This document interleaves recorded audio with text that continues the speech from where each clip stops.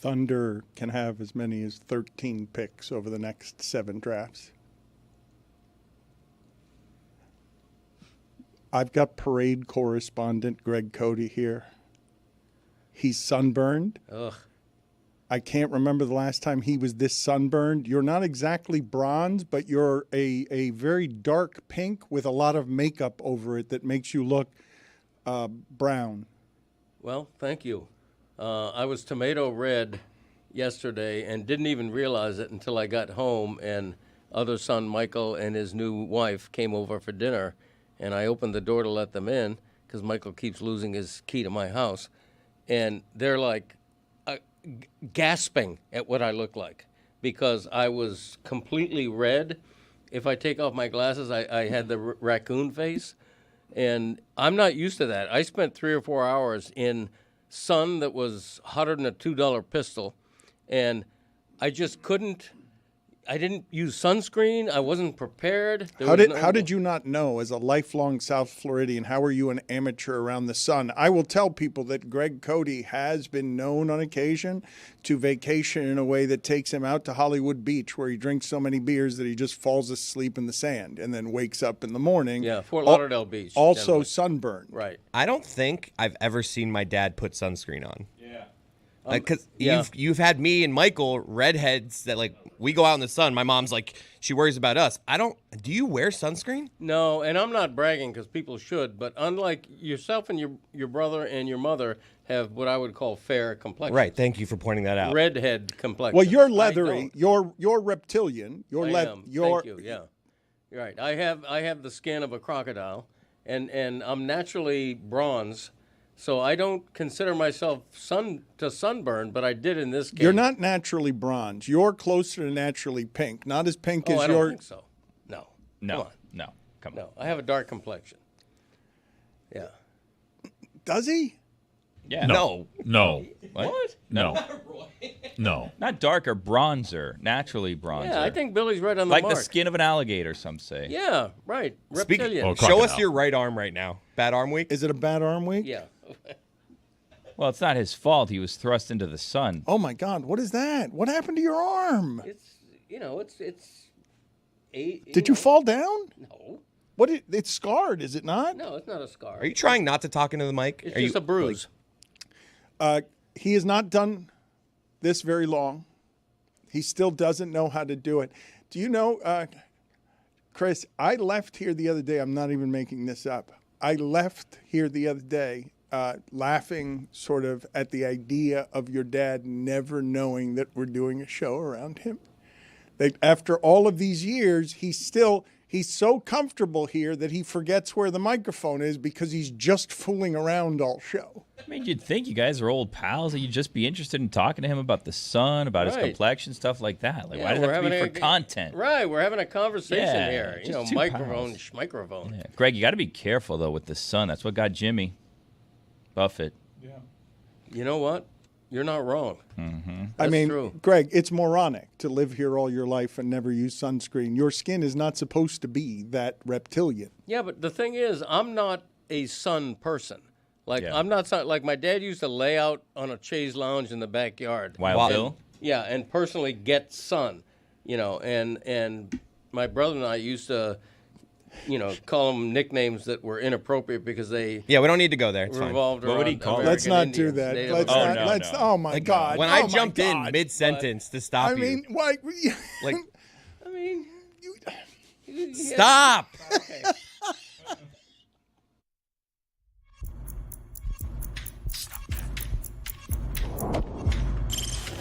Stop that. Stop that. Stop that. Yeah. I hear him chat to the noise. Move too quick, can't stop for the talking. I hear him chat with the walking. Just too sharp with the prize. White girls let it tell me I'm awesome. Yeah. Hot like fire on the pan. If you wanna touch my please use caution. Cold like 0 degrees. I'm out the cage, gotta let out the beast. Revolutionary, gotta let out the streets. Locked in a cage, I'ma let out the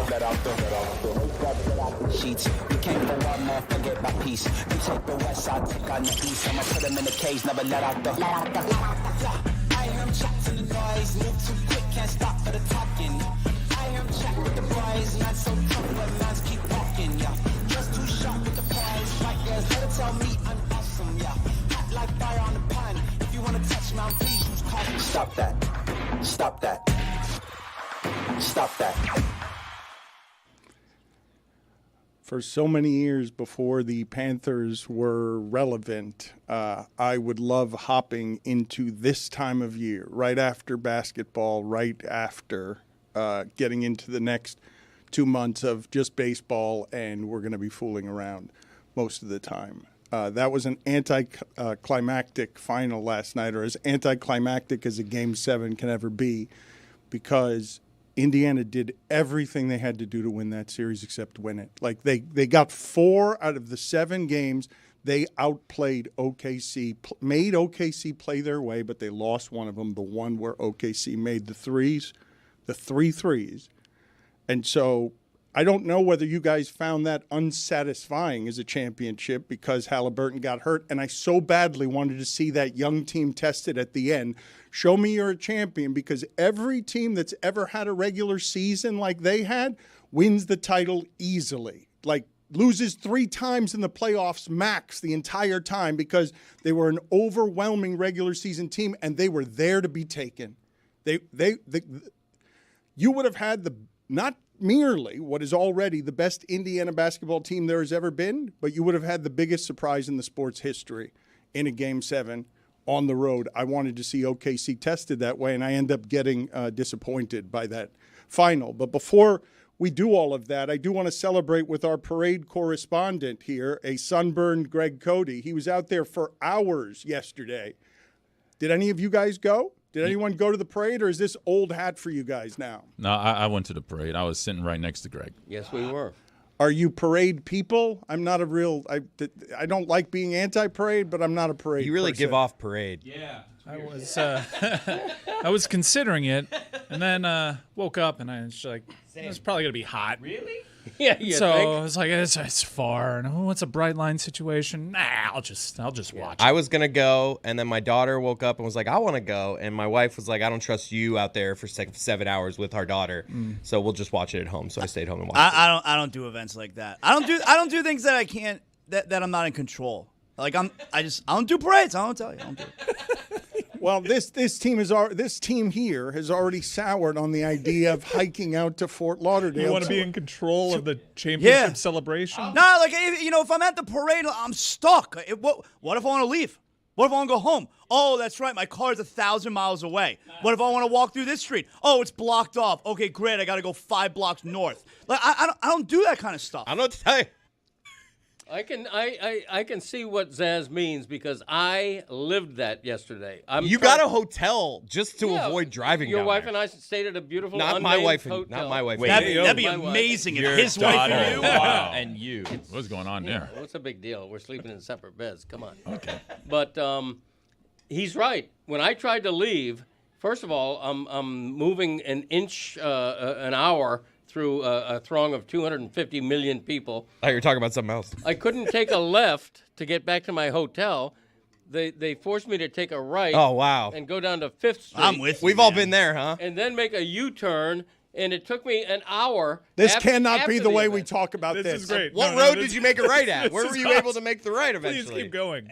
No, This is the. Wouldn't you rather just be able to parade do what coverage. you want? You couldn't do what you want. You're a parade correspondent. If I'm an event manager, I got a lot to say about this celebration yesterday. Okay. This franchise was garbage for 25 Are years. you guys joking? This is what you guys are going to do? I didn't like the traffic. There were too many people. I just want to do what I want. I thought it was going to be hot. It can't be this. Well, you didn't go. I did not go, Why? but I'm not sitting here doing what you guys Because you are couldn't doing. do what you want. Look, had I known the Tricky Triangle at Pocono was going to be delayed 2 hours, I would have been there. I should have been on a drone flying over the whole thing, observing. Funny That's visual. what I should have done. He asked us why we didn't have a parade float. He thought we should have had a float in the parade. I didn't know whether we were asked or not to have a parade float. Were we? No. We weren't asked. I asked. Presumptuous. Well, no, Greg is asking, and I don't know what the parade was. I haven't seen anything except that it looked lovely being on the beach. And obviously, there aren't very many cities that can do that can win hockey's championship. The state of Florida has cornered it over the last 7 years. It's crazy that we are the hockey capital of the world. It's nuts. And it is an idyllic setting. It really is. But not for hockey like that. No, but the for a championship parade to be a slap shot from the ocean, you have boats out there, you have jet skis, you have people watching the parade from balconies of hotels. I have a hungover Meadowlark Media. Everybody out there who is a Panthers fan, and they are many, they are just sopped in lighter fluid and Cuervo. Everyone's just like, oh, can't wait to do nothing this week. Yes. What are you doing this week? Yes. I'm doing nothing. They're all on the couch. Everyone at Meadowlark Media is laying on the couch as tired as Kachuk. How is it possible that this thing flogged you guys? Billy abstained. What do you mean? You just never got involved. That's not true. I watched a game or two here. I saw parade coverage. I was talking to people that were at the parade. What more do you want from me? I mean, slightly more than that. It's Why? Not you have a room full of people that were big-time Panthers fans, all of which decided not to attend a championship parade because they're so used to winning as Panthers fans. I have a child. But then they also want to complain when people are like, Panther fans aren't real fans. They're like, no, we're the best fans. Look at that crowd. I'm not in it, but look at that crowd, how big it is. I mean, look, 200,000 for us. 200,000 for us, 8 times what that arena holds. That's a good amount of fans. Like we don't do that for a whole lot of stuff, and Fort Lauderdale doesn't do it for anything. It felt like this championship resonated more with the market down in Miami-Dade County. More people were watching the games. More people were aware. It certainly seemed like on television anyways that it was a bigger crowd this year. So incremental gains for what is a weird hockey market, and I don't think that we should be embarrassed by it. I really don't. I think we should lean in. Look at the images behind you. Embarrassed? Why would anybody be embarrassed by that? The images behind you are jaw-dropping. It's beautiful. Because people are still trying to come at us. It's like somehow saying like yesterday wasn't impressive. It's 110 degrees out there, and you got half the crowd in hockey sweaters. Because there's a couple shots where players are walking by, and there's like 2 people deep on the rail. Like a couple isted shots, but it's just like it was insane yesterday. That's how parades work. There's congested areas. Right? Why do you guys care about the numbers? We want respect. How many people? Who cares? Why? You have the cup. What do you need respect for? Well, I think that was where I was going, Billy. I don't care. This is a team that's made 3 consecutive Stanley Cup Finals, and it is what it is. Like the fan base is growing, and if people don't like it, they should try winning. Yeah. I just want to do what I want. Yeah, you mentioned that, and I do want to mention the Heat. I don't know. Ellie De La Cruz is in pretty good shape. Just had a heat problem over the weekend while playing. Happened to a Seattle reliever. Thought we were getting to Durant. As well. No, we're not talking about that today. Oh, no. We'll get Waiting there in for a the second. talking points from old Pat across the street. I don't want to say MFer. I'm this close to. All right, let's go there. This motherfucker. Take down the parade. Jovic? Take down. Jovic? He's a Hall of Famer. We don't want to include Jovic. I don't even know his first name. What's the list, Mike? I'll ask you because you probably know better than anyone here. If we were to make a list of all the players the Heat have not given up over the years to get Kevin Durant in their 4 or 5 attempts, what would that team look like? Are you, Billy? According to reports, it was like pulling teeth to get 28-year-old Haywood Highsmith included in this deal. Haywood Highsmith. He's older than Bam Adebayo. Did you know that? Haywood Highsmith. He's undrafted. What? Is he still a project? Haywood Highsmith? What are we doing? This is embarrassing. So the answer to your question, I don't know how Zaz feels about this. I'll tell you how I Look, feel. it's a maniacal Mike Monday as brought to you by... I don't want the graphics. Stop it. Take it out. I don't know how many times that you can keep changing the Brother, first word. Not how it works. I've tried. No, You're stuck with it, like it or looked him not. dead in his eye. I said, hey, I don't like this. I know. Take this. Yeah. Who is telling you to keep doing this? I think I'm your boss. Please stop doing this. Zaslow, the argument, were it to be constructed, is just that you want to have pieces for Giannis, that you're all in on Giannis. That's not my argument. You don't get to invoke a bigger star when you fail to get this star.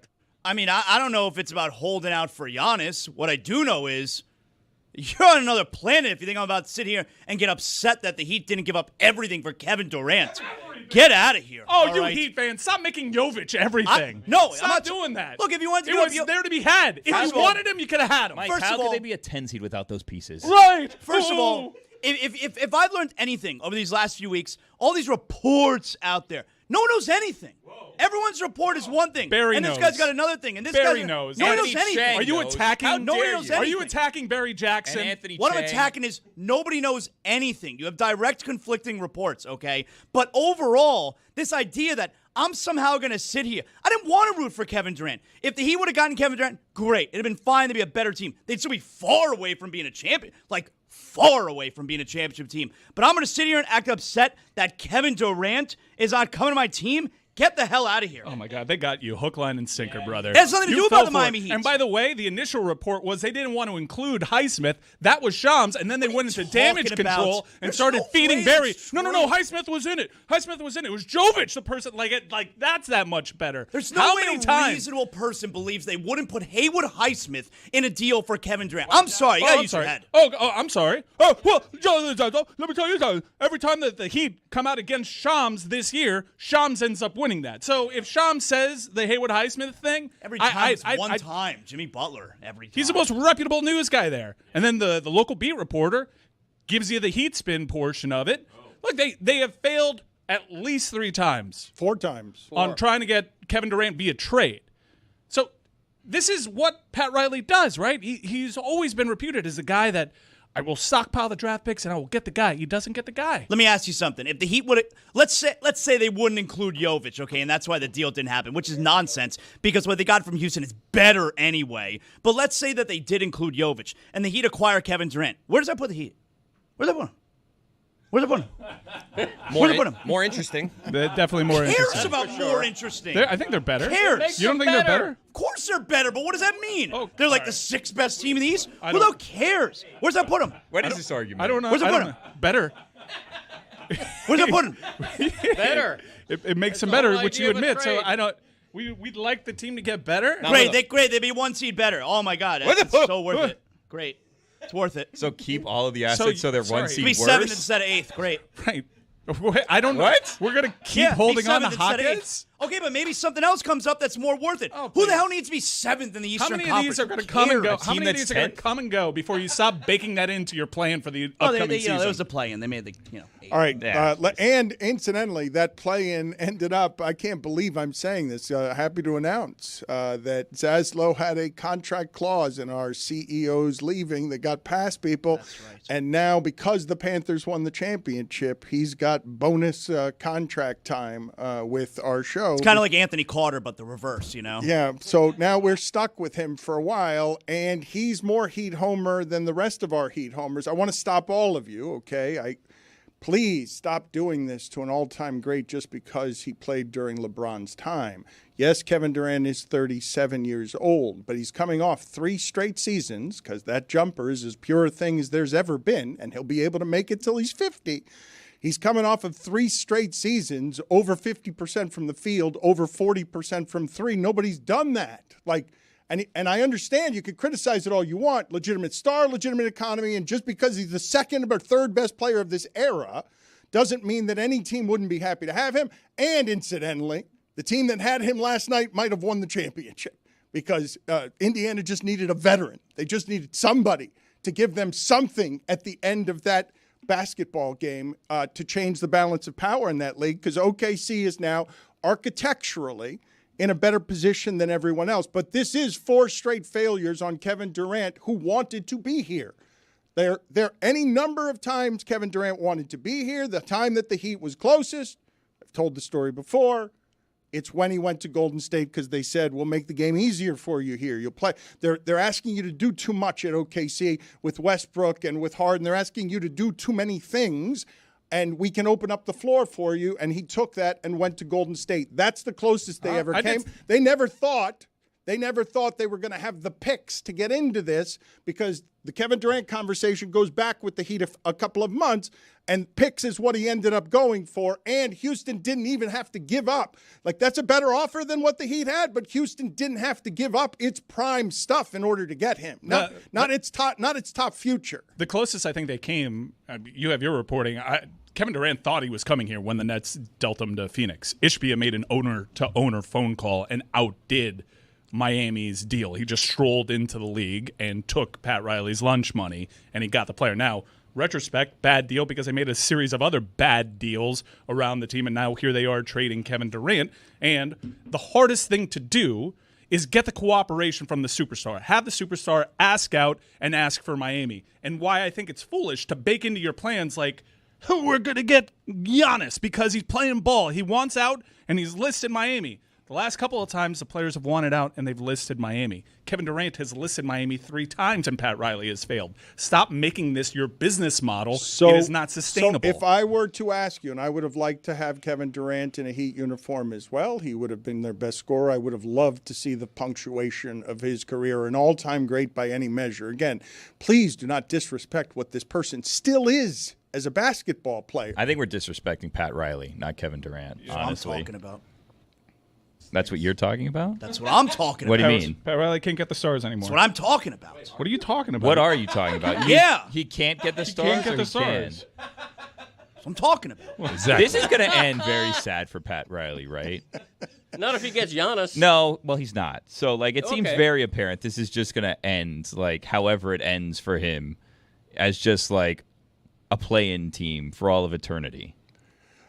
I would ask you this because the last time it felt like this around here is when the natives got restless because the last 15 years have been a real pleasure. I can't even imagine what it is to be a Patriots fan right now, where you're like, look at what we had compared to what we now have. The standard is such that it looks sad now. It looked plenty sad when it was Deion Waiters and Hassan Whiteside. And since then, in the last 8 years, there have been a lot of swings and misses outside of Jimmy Butler. In fact, they used to just be a team that didn't trust young players or develop young players. Like, that's something that came about in Pat Riley's 70s. It was always Dan Marley out there in his late 30s because they just didn't trust these players that they now refuse to give away, right? Because Khalil Ware, I think Heat fans would tell you, I'd hesitate there if all I'm getting is a year of Durant or I'm getting 2 years of Durant, just because you can tell that at 20 years old, he has a chance to develop into something that is obviously going to grow and is physically overwhelming. But he has failed to get the acquisitions outside of Jimmy Butler that Jimmy Butler needed to take the next step here. That's not up for argument. Forget getting the guys that are better than Jimmy. He's failed to get the guys that you can round out a roster with and make you better than the 10 seed. They're talking about DeMar DeRozan now. DeMar DeRozan was in play for Miami, and he listed Miami last year. You know what he did last year? Chose Sacramento. That was DeMar DeRozan. You have guys like Siakam and OG Anunoby making big-time contributions to their team in deeper runs. These are guys that could have helped Miami. It's not just the big guys that Miami is failing at. They're failing at everybody. But let me ask you this question, though, because I really do want to ask it, because, of course, they lose today. There's no questioning that. They are a source of mockery. The Heat missed again on Durant. But I'm asking you legitimate, like in terms of what you go into your offseason with, and you're going to be in play for all 5 of the guys that may or may not be available. You've already heard from their people. All of that stuff is in play with 5 guys. If I say that the priority from the beginning of the offseason is Giannis and protecting all of the pieces that get you Giannis, I understand why you would doubt that they could do that. But if that succeeds, then all of this becomes moot, does it not? Correct. Does it not immediately become moot if a month from now and I'm not saying you're not right today. You're obviously right today. They swung and missed again on Durant. Better get a start on that. If a month from now, the entire free agency class is rounded out. You're going to get Giannis. You're going to give up most of your roster and all the picks to get Giannis. What are you going to surround him with? You've run out of time. That's the thing. You need things around. He's been bounced in the first round a couple of years already. That's why the timing was crucial to get Durant done now. Like acquiring Durant doesn't completely take you out of the Giannis thing either. But Mike, Wiggins and Rozier. You send those contracts away like that. You're dumping something on the Suns if you're sending Rozier and Wiggins with your picks and you don't have enough picks. They were all cool with that apparently, and it came between Ware and Jovic and not wanting to include them, and that's the pro Heat spin after the fact when the initial reports are we didn't even want to invoke Haywood Highsmith in the deal. Do you think the Heat believe that they failed in not getting Kevin Durant? And the reason that I ask it like that is because based on this conversation we're having, like the Heat could have had him if they wanted, include this guy, which I don't know to be true or not, but include this guy and you could have Kevin Durant, and the Heat decided, but what if that's, no, we don't want to. What if that's the guy you already know brings you Giannis? What if you know that you know that it's not going to just be Duncan Robinson? Like, where's the piece? It's not even Jaquez anymore. It's not Jovic either. That's why I'm asking. Do they believe they failed? If the Heat have an asset, it's Ware. Right. That's who they wanted for Durant. And the Heat lowballed the whole offer. The Heat did not give a credible offer to get Durant. The microphone goes in front of your face. It was in front of my face. I just don't understand. You moved it away from me. Well, I guess I do understand why Heat fans keep thinking that it's their birthright to be involved in these conversations with the superstar. And naturally, if the superstar says he's interested in Miami, like it's been alluded to, like he's been cryptic, like other people have reported that Miami is certainly in this mix, but here's what's happening with Pat Riley right now is he has a very proud reputation of being the guy that closes the deals. He is the deal maker. He is this great architect of championship teams. And lately, he has failed repeatedly. And if you want to pivot and say he chose to fail this time, cool. He's been a finalist for a certain Hall of Famer at least 4 times that we know of. And he's never been able to secure this guy, even as the asking price continues to go down, even as Kevin Durant continues to still be a real good pro, as someone that you even admitted, Zaz, would make this team better. And I think you can absolutely say that it's a failure. If they were a finalist and they didn't get the prize, they failed. So you're saying, though, just to be clear, I want to make it clear, if it can be this clear. If I give Ware to the Suns and get Durant, I'm out on Giannis. You're good with that. How many times are we going to say this? I'm just asking the question. How many deals did we pass up that could have made us better because we were going to get Lillard or we're going to get Durant? No, get better, and you still have some powder to try to get Giannis. You still have draft picks. There was only 1 draft pick in that deal. It's just the Giannis thing needs to happen. It's not going to be one of those things that happens a month from now. Sometimes a bird in the hand is worth 2 in the bush, Dan. Yep. That's a good contribution. Billy, hold on just a second. Applause? Oh. Minor penalty, 2 minutes for adding nothing. Okay. Adding nothing is what Pat Riley did yesterday. Where's he? I'd like to play some sound that I want to get off the ground here as South Florida echoes and quakes from being a 2-time champion. Let's see if Barkey can get off a chant on Bobrovsky. Let's see if we can love Bobrovsky in a way that echoes from sea to shining sea. Bobby. Bobby. Bobby. Bobby. Thank you. It's pretty close to Freddie Mercury at Live Aid, no? Oh, sad Similar? Now, keep in mind, this is the 2nd year in a row that he's tried this. Yes. He's like, let's do this again. I did it last year. Bobby. Roy, can you do me a favor, please, and just get Charles Barkley trying to say Bobrovsky? Because Charles Barkley showed up in Sunrise for Game 6. It is now it's an annual tradition. Charles Barkley flies down to see the South Florida team. Loves hockey. Crowned. Yeah, but he's picked Edmonton both years. Like, if you listen to him interviewed, it seems like he's been rooting for Edmonton both years. Regardless, he doesn't know how to say the name of the 5th best Panther. I can't believe I'm saying that. Sergei Bobrovsky. Good player. It's not that tough to say. Bobby. Why didn't that chant just echo among 200,000 people? Why is the world making fun of our parade? Bobby. Thank you. Thank you. I'll bet he's hilarious in Finland. Thank you. I saw something where they were saying Panther, like all the Panther players, who's the funniest guy? Barkov. Apparently he's great with the one-liners. I'll bet he is so funny in his home country. Thank you. You think Barkov does like a comedy tour in Finland? I'll bet he could just show up and do a set. I mean, he's hugely popular there. But this, Thank you. This as the hood ornament on South Florida rules all of hockey. Listen to us roar. You were feeling good about yourself, Roy. You were feeling good. You were playing that music, and then what happened? I had the alt button, and You are hungover, Roy, and I'm dry. I know, but you're hungover. Bobby. Thank you. You're hungover from hockey. Thank you. You're spent from what it's been to be a Panther fan for the last 2 years. Thank you. Let's get some footage here, please, because the Panthers have made it over to 11. Mike Ryan was there, polluted. That's going to be a different celebration than the Elbow Room. The Elbow Room is all concrete, all asphalt. All humid.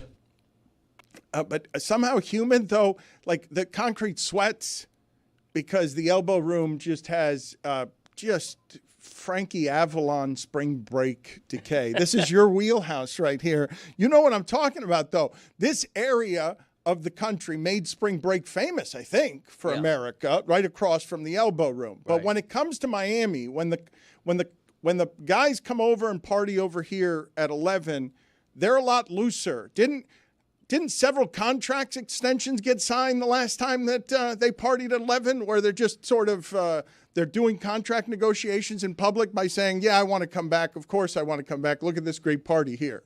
It seems as though we got an 8-year extension done right there next to the pool. Well, I reported the Bennett one. Yeah, that's true.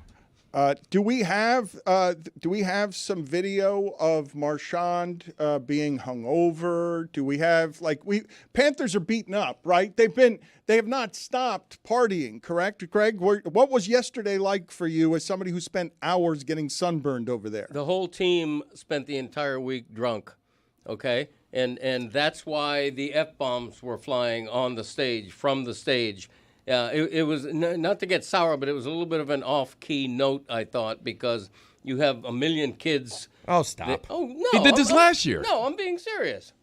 4 or I'm 5 not freaking leaving. Should have said that. 4 or 5 players were shouting F-bombs, and I just didn't think, I thought it was the alcohol talking. I appreciate this perspective. Yeah. It's nicer. There are people bringing families there, so I'm glad that you're speaking for them. Greg was at a hotel with his daughter-in-law, and she had to hear it. Me and my 7-year-old were high-fiving when those curse words were happening. Fine. Okay. So we have sound here. here. You're your own parent. So they went to 11 on Thursday night, and Friday morning, Sam Reinhart and Marchand had paid appearances. And it was just, they did this last year, where they're cashing in on the championship. Oh, and they're just broken? They haven't slept for 3 days? It is hilarious. So first we're going to play a quick clip of Reinhart. We have One box combo coming up. One lemonade. You want to make it an Arnie Palmy?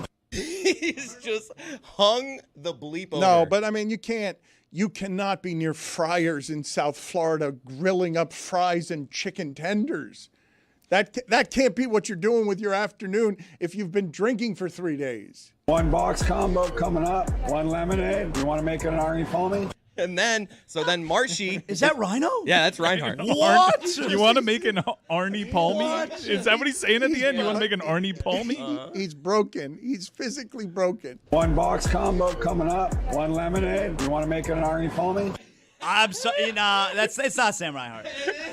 You want to make sound that like an Reinhardt. Arnie Palmy? And then we have Marchand, who was at Dairy Queen, and My son was at the Dairy Queen with Marchand. The Blizzards, he was just giving away Blizzards. and he was interviewed, and he sounds rough. Yeah, we were just kind of sitting at dinner and kind of reminiscing on how we all got to this point. All those moments, all those teams making bad decisions to get rid of guys, and our team making incredible decisions to bring them all in. It all played a part in us winning the cup, so it just kind of came together last night. We were joking about it. And Oh, my God. The media has seized on their celebration a little bit. It's going over a little classless, be it the Bleep McDavid chants or Brad Marchand running up the score seemingly on IG. He put a selfie photo out from that Dairy Queen with an Oilers sticker that made the logo say losers instead. People are kind of annoyed by how much they're rubbing it in. Let's examine for just a moment here what has just been done, because the culture of this sport is super interesting. Where, it's a very conservative sport in terms of behavior, handshake line, respect the handshake. There's honor and nobility in defeating your opponent and then having grace afterward. Like as hockey prides itself on sort of, we'll fight you over sportsmanship. And the Panthers are a new kind of team, and you don't like them and they don't care. And twice now they've known that you don't like them. They don't care that you don't like them. They continue to play that way. And Carolina's coach, as he goes down in flames, is yelling, "Stop retaliating, guys." And Marchand is coming to the bench pointing at his head because this team believes that they are tougher and badder than everyone. They just took out McDavid, and they're not showing him respect the way the Tkachuk family normally would. Like, if you represent the Tkachuks, even if you're, around the net, you're a little dirty around the net. This is not grace for a family called the Tkachuks. Like, this is not handling this trophy with care. This is partying like young people. I think that they heard your message at the parade. Sam Bennett addressed the way they play, the way they've celebrated. Sam Bennett addressed this.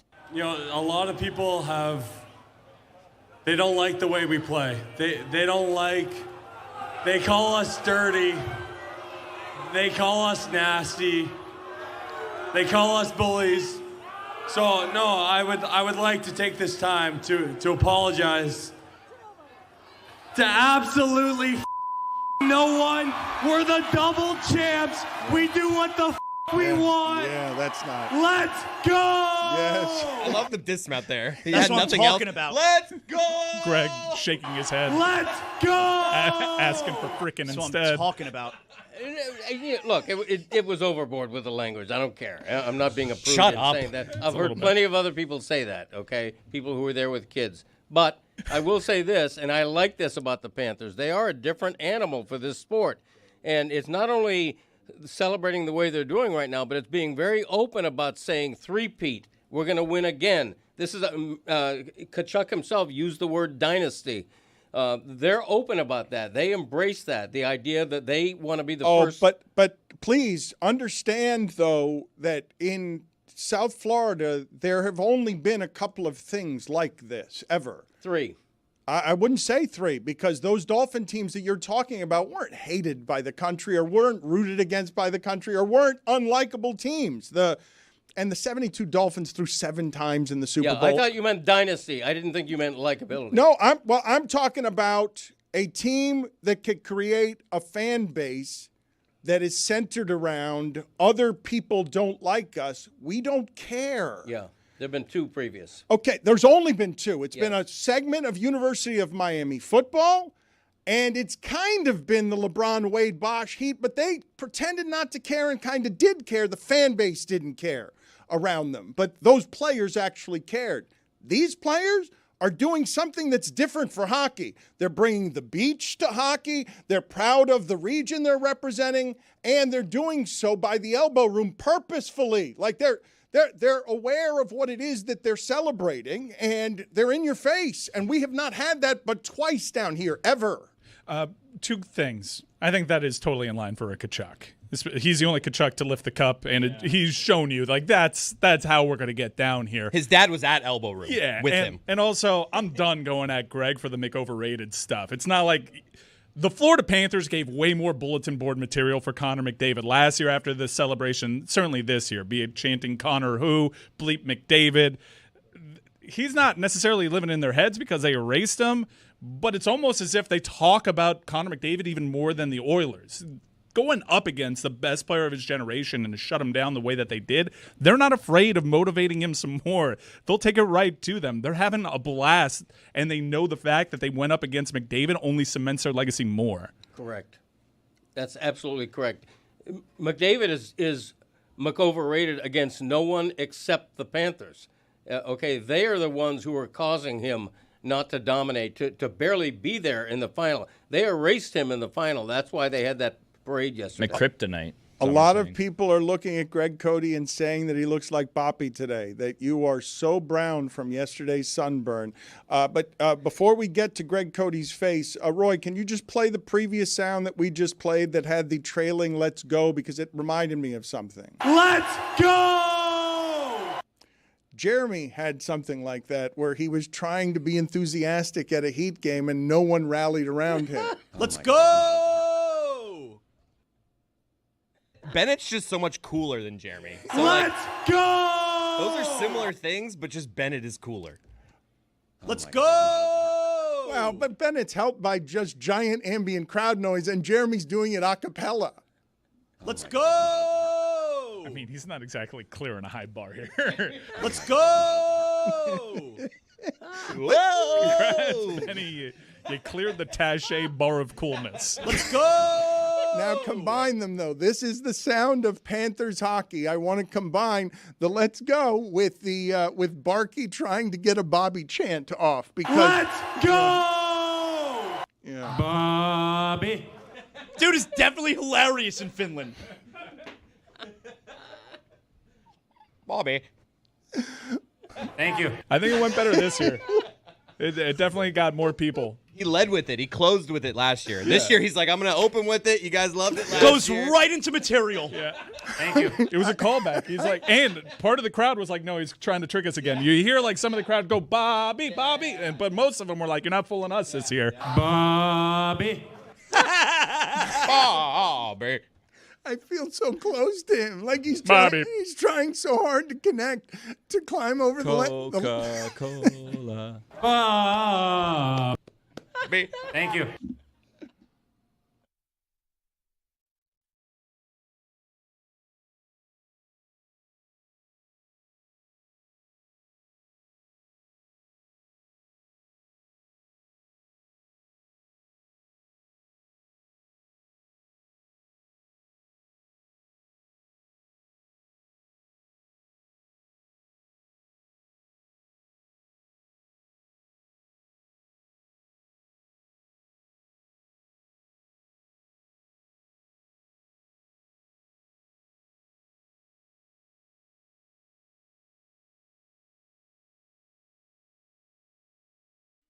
Clevelander Garage Top 5. Top 5 things you will miss, won't miss about the Clevelander Garage. What's the list? Top 5 things I'm going to miss about the Clevelander Garage.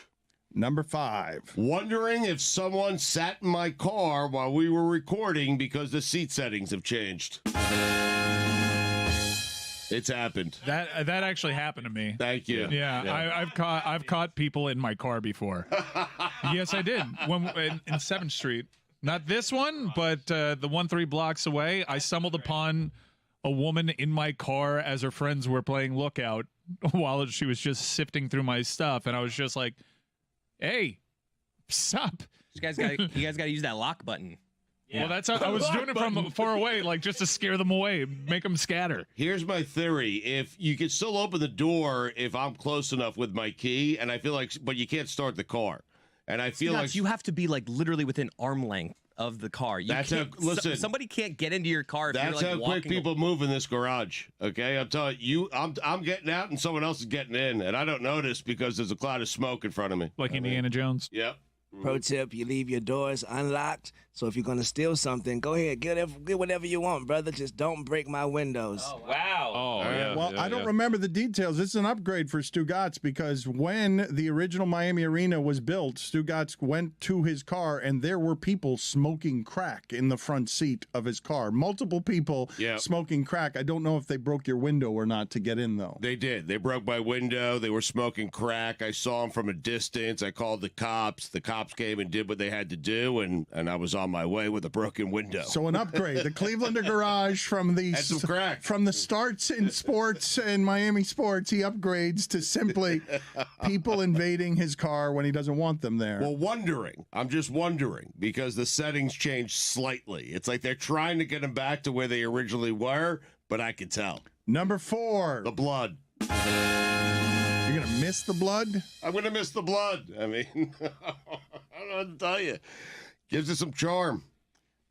And it's a mystery. Yeah. Like, what happened here? I always do that when I find a pair of underwear or a single shoe or sock in the garage. What happened here? What's the story? I bet you there's a good story that involves this person leaving their underwear here. Number 3. The used condoms. That's probably where the underwear got lost. Number 2. The empty plastic bags with cocaine residue. Little tiny ones. You see them, right? Yeah, that bag can only be for one. Mike, use the garbage can. Number 1. It could also be for a spare button. Oh, yeah. I'm really going to miss number 1. The 2 little birds I say hello to every single day, Rocky and Apollo. Yeah. Really gives you hope. Are they parrots? There have been parrots landing on my balcony recently. What kind of birds are they? Wasn't the little piece of cute little birds? Human feces. Yeah, that was OLI. OLI, human feces. Urine. Last day at the Clevelander. Juju Gotti begins his audition for executive producer today. There's a new sheriff in town. There is. We will see how that goes. This is our last official day at the Clevelander. We will have an awkward week next week as we transition. We still have shows tomorrow. I understand. That we will be doing but live. This will last. This will be our last official day at the Clevelander. We have show to do tomorrow elsewhere. I don't know why you need to make that clarification on me. Juju, you know what? Go sit outside for 2 minutes. Just go sit outside. Just go sit outside. Send his ass to hell. Go to hell. Go to hell. Send his ass to hell. Go to hell. To the penalty box. We will celebrate our time at the Clevelander. I don't know if the rest of you are emotional about this or not, but David Sampson is one of the new Meadowlark employees. It has been a polarizing hire, but many people love the content that David Sampson puts out on Nothing Personal, which is now part of the Le Batard and Friends family, and love this hour. David, today is our last official day at the Clevelander. How many times have you been here, and what is your favorite Clevelander memory? My favorite Clevelander memory, we used to spend a lot of time at the Clevelander because remember, we had a Clevelander in the ballpark. So I spent a lot of time there negotiating with the people who owned the Clevelander back in the day as we put together a deal to put the Clevelander in Marlins Park. And we would go there for afternoons and we'd do a meeting and we would block off from 2 to 7 and the meeting would be from 2 to 2:30. And then we would just go hang out by the pool from 2:30 till 7. And have a lot of fun. I never felt unsafe. It was always an interesting, fun crowd. There were times when we were playing games or jumping in the pool or all sorts of interesting things, and that was pleasure. My biggest business memory, I believe, is the first time I came into your studio and I pulled my car up right in front because no one had told me where to park, and someone came out, and I expected it to be valet. And it was someone who came out and said, "You can't park there. That's where Dan Le Batard parks." And I said, "Listen, I don't want to take his spot, but I'm leaving my car here. I'll be back in a half hour." And the answer was, "I'll have to ask Mr. Le Batard." And I said, "That won't be necessary." And I just kept moving. I gave him the keys, and I came up to your studio. Then what did you say when they asked you?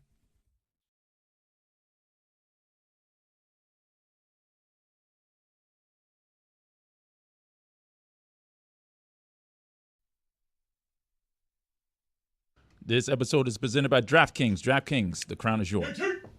A couple of things that I was trying to get to before Kevin Durant broke out all around us. I was beginning to say that a couple of Major League players just combusted on the field this weekend because of how hot it is. And while I'm also making fun of us for being a laissez-faire parade town where Greg, Cody, and Roy are the only ones out there, and Zaz is like, I couldn't get parking. Mike's like, it's too far away and it's hot. And Chris is, I've got a child. But it's just a general indifference about the second parade. We partied all week. But parade was at 11. I'm going to forgive you guys on behalf of people who aren't giving you permission for this when I say asking people to go into that heat in South Florida this time of year right now when it's hotter than it's ever been, it's an ask. Mm-hmm. At 8 a.m. when the parade starts at noon. You had to get down there like before 9 to be able to move. You know what else is an ask? Pulling an all-nighter at 11 and hosting the next morning. But I was there for that. I just couldn't do both. I was at Elbow Room till about 6 p.m. that Wednesday that I did the show. Bobby. Where's the content from that? Because I was hoping to have On our content socials? from that. Okay, but I didn't get in until after we were off air. Look, don't get me started on that. What do you mean? Roy said you abandoned him in the middle of the show. No, it was in hour 2 when you guys were interviewing Nick Wright. I got in there then. I wanted to be down there at 8 a.m. and was told to come here first. So let's not get into finger pointing. Let's not, but who would you point the finger at if you had to point it at someone? Probably Roy. It seems like Roy. Why? Seems Roy's like a big he's carpool guy. He probably wanted to carpool with Chris. He's a carpool lane guy, no doubt. Really? Roy, Yeah. you driving the carpool lane? Yeah. Chris, pass. why didn't you take Rose or the camera in with you when you got in? Because I didn't get in. It wasn't like a media event. I knew a bouncer there, and it was just like, let's go. I couldn't be all right, all my friends, come on, I got in. Okay, great. You got in. You didn't even try, All right, man. look, I'm going to revisit this for a second. We got there at noon. Chris? If we got there at 8 o'clock, I probably would have had more leeway. Chris, He's right. Okay, who's in charge of when you leave? Not pointing fingers. He's not going to point fingers, Dan. But it's Roy. Sounds like it might be you, Dan. He's all Seems but like pointing he's fingers. blaming you, it seems I like. mean, he's in charge of executive producing. I'm the not going to show. lie. I almost went rogue on Wednesday and just went straight there, even though I was told to come here. Really? Wow. Because I was just like, I know I can get in. I know the content will be good, but I came here. I did George what I'm told. Washington went rogue, and look what happened. Thank you, America happened. Sometimes leaders just need to know when to follow orders and when to make the best decision. Thank you. Make some leaders. The thing that I wanted though to explore here, there is a bit of an obsession with the sports information people. The information brokers in sports are now the most highly paid and famous of the journalists, but there is different reporting on what was available for Kevin Durant, and I would say if some of the reporting is right, it would be insane for the Miami Heat to be unwilling to give up Jovic for Durant. I just don't know what to believe in the reporting because the reporting is making it unclear to me because you've got different people saying different things, and I haven't made the calls yet to know, but it would sound insane to me that the Miami Heat wouldn't trade Jovic for Durant, that would be the stumbling block. I don't believe that. Did we believe Jovic was in the potential package for Damian Lillard? Yeah. Like, was he a name that was being talked about, we thought? Back then. So, we're saying we believe that the Heat were going to throw in Jovic for Lillard and not Durant? I mean, he's more developed now. Here's how the report went. Initially, it was way worse, and it was Shams' initial report. And as we know, Shams is about as reputable a reporter in that sport, an information guy, and Doesn't mean he's right about everything. Moreover, the one time the Miami Heat challenged him on this, and Bernie Lee, Jimmy Butler's agent. That was the mascot. No. Jimmy Butler's agent also made a big public show about going at Shams' credibility, and months later, it was pretty evident who was right about that stuff. It was Shams. So this is how it went. Shams comes out, invokes plenty of names that would make your skin crawl if the Miami Heat actually decided to not include a name like Haywood Highsmith. That was a Shams report. And then the spin to Barry Jackson, and that's what I will dub it. Because it seems like damage control spin every time these guys now fail to get a superstar was that, no, Highsmith was in the deal. It was Jovic and Ware. Those were the pieces that we weren't willing to part with. You say Miami Heat spin, but this isn't exactly a leaky organization, and they don't really like it, as no one would, when any of their players are mentioned in trade talks. Like you just underscored why it's spin, right? Because the leaks don't come out, and when they do, it's a concerted effort to craft the narrative. I don't agree with that because Dan is saying that the Heat doesn't like when their players' names are mentioned because it creates problems. And now you're saying that the Heat are actually going out of the way to say, no, we weren't including this guy too. Mike, it's not. Hold on. It's not crafting the narrative to if you think that Highsmith is someone that you care about as a person and employee because he's done what's been asked of him here. You might not want him to think that he's just readily available to everybody. Like, you might not want to insult him that way when you're asking a great deal of him mentally and physically every day. Are you guys, I'm serious, like, are you guys foolish? Are you fools? Are you fools to think that these players won't feel like their names are being brought up in trades because the Miami Heat haven't leaked their names, as if other aggregate accounts and other reporters aren't invoking it? Do you really, truly believe that the Miami Heat can protect their players from having their feelings hurt because they themselves don't leak the names? Or is this the logic that we are applying in 2025? But why, after the deal is already done, they've already lost out on this deal, would they feel the need to say, yes, we definitely would have traded this guy and this guy and this guy? How is that beneficial to them? To save face. And also, that kind of nukes the original point, doesn't it? That they don't like these players' names being out there, but then Barry Jackson, who is a great reporter, does some digging, and then the names come out anyways? Well, yeah, that's the whole point, right? It can't be both. It is both, because then it serves them.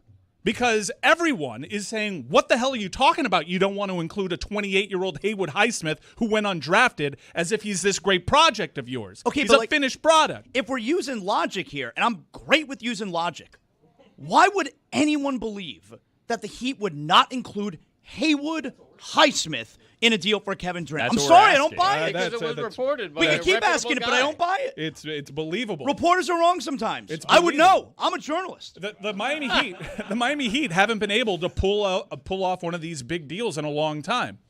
They haven't. In fact, the only big deal that they've been able to pull off in the last few years, we're not going to include Kyle Lowry because they got hit for tampering with that, and we all know that deal was made months in advance of it actually happening, was Jimmy Butler. And by that point, they had Philadelphia over a barrel. So then Josh Richardson goes. Remember, they could have had Jimmy Butler for that regular season run. They didn't want to include Josh Richardson in the deal. Josh Richardson. So you have a huge resume building of the Miami Heat not being able to pull off these big deals. Why? Because they cannot part with guys like Josh Richardson. Billy, you were trying to get in there, and there wasn't quite room. No, it's fine. My candle. I was just gonna say, you're asking why it is the Heat would do that because, like, you have a fan base that's now questioning whether or not the people running the organization are capable of pulling off trades, and the decision they have to make is like, well, yeah, we know what we're doing still. Yeah, Pat hasn't totally lost it. Yeah, he's still the Godfather. Yeah, he's doing this. He's doing that. So instead, they just throw out the names to kind of save face, and if they have to hurt the feelings of some of their lesser players, so be it. What does totally lost it mean? What do you mean? What does totally lost it mean? Yeah, what's it? It? Pat hasn't totally That je ne lost sais quoi. it. Yeah, he's definitely lost that gravitas. I'm not saying he has. I'm saying people are wondering if he has. It's It's a fair fastball. question to ask. You know who has it now? Bill Zito. Now he walks in the room. Wow. Now he walks in the room, drops the rings, and everyone thinks it was an accident. They're like, "Hey, come here." Here, you dropped something. By the way, wow. They start looking around. Oh, make sure there's no pills in there. The kids could get those. Oh, wow. So that's what we're going to do now. We're not. Some people are doing that, not us. Yes. Others are saying some. Okay, so wait. I'm sitting in a Dan room. Le Batard Show, colon. Last time I heard from him, he was talking about some weird orb thing that he had in his hand in a 24-hour marathon. We were all super confused. Very strange. Called amino acid. Yeah. I mean, there writing is a was on case, the wall. There is a case building here.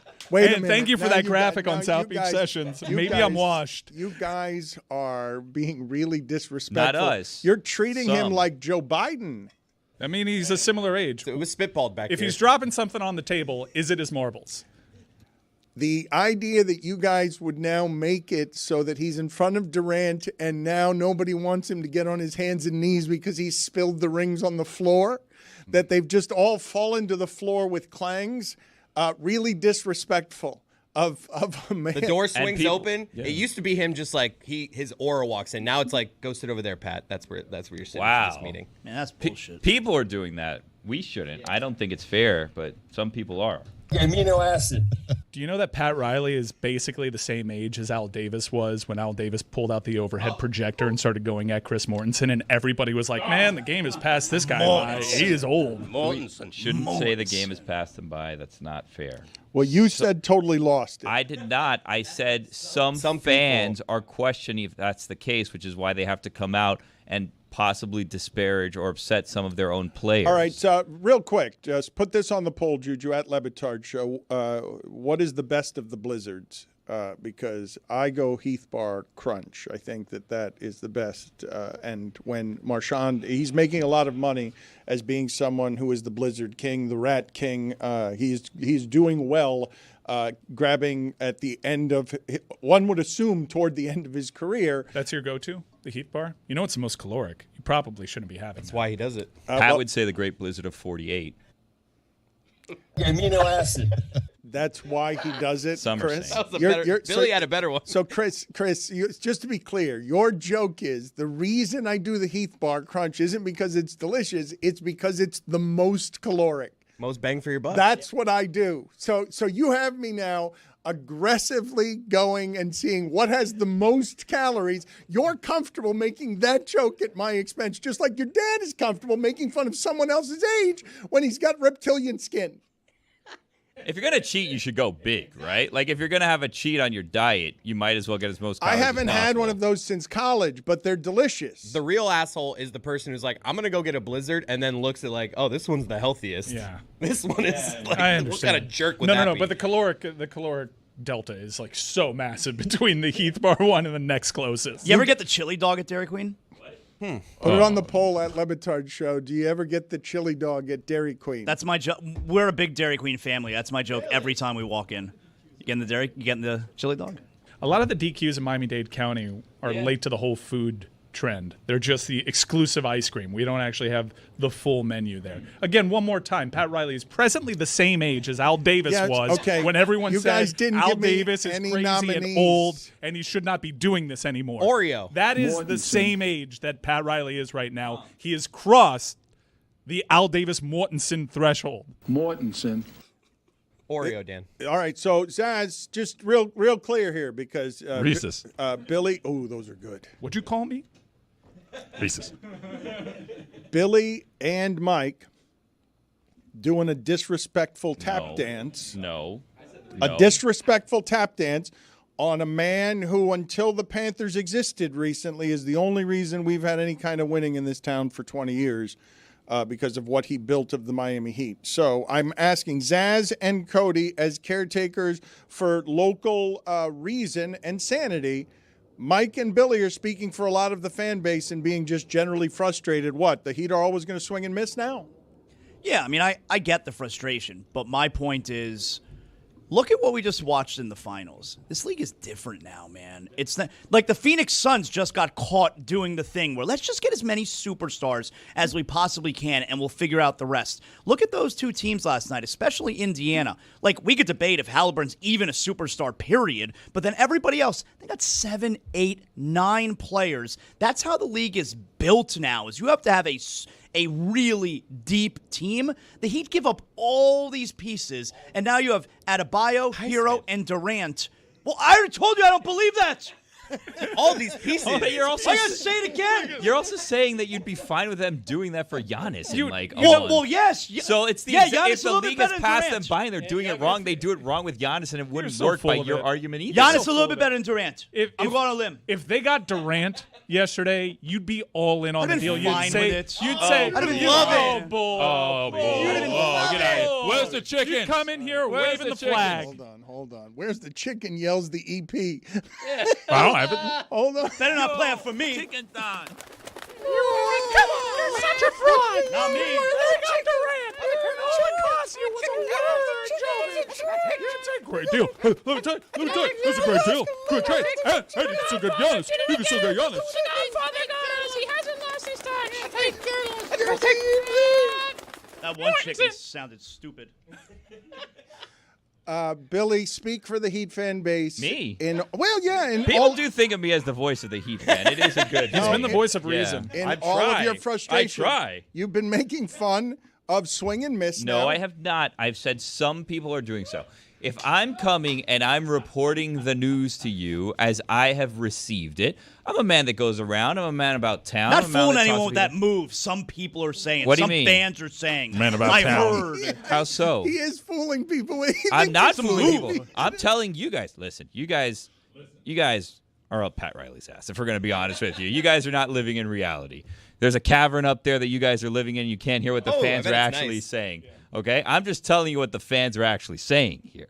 If you don't want to hear it, that's fine. But I can't just lie to you. I can't make up news to make you guys happy about what's going Cody, on. I'm a newsman. what is the proper amount of respect to have here? Because I've told you, you have heard me over the last few years compliment ESPN a number of times on how it is they've treated Dick Vitale and Lee Corso toward the ends of their televised careers. It's hard to do that in this business. This business lacks a certain grace at the end. It's cutthroat. And they speak for the fan base, spoiled as it is by the relevance of the last 30 years that no one's entitled to here since Pat Riley got here. But that's the standard. And now it howls at his gate in a way I've never heard before. Billy's not wrong. All you have to do is look at social media, which can be very brutal toward and against Pat Riley now. I mean, he is losing the faith of Panthers fans or Heat fans who see what the Panthers are doing and say, why are we being left behind by a hockey team? Thank you. But I don't believe that they made a good faith effort for Durant. I mean, that was a shit effort they made. If they're not even going to throw in, you talk about Jovic. Kelly Ware is the one, obviously the bigger prize, and then they're only offering one first-round draft pick. But I don't know what's true.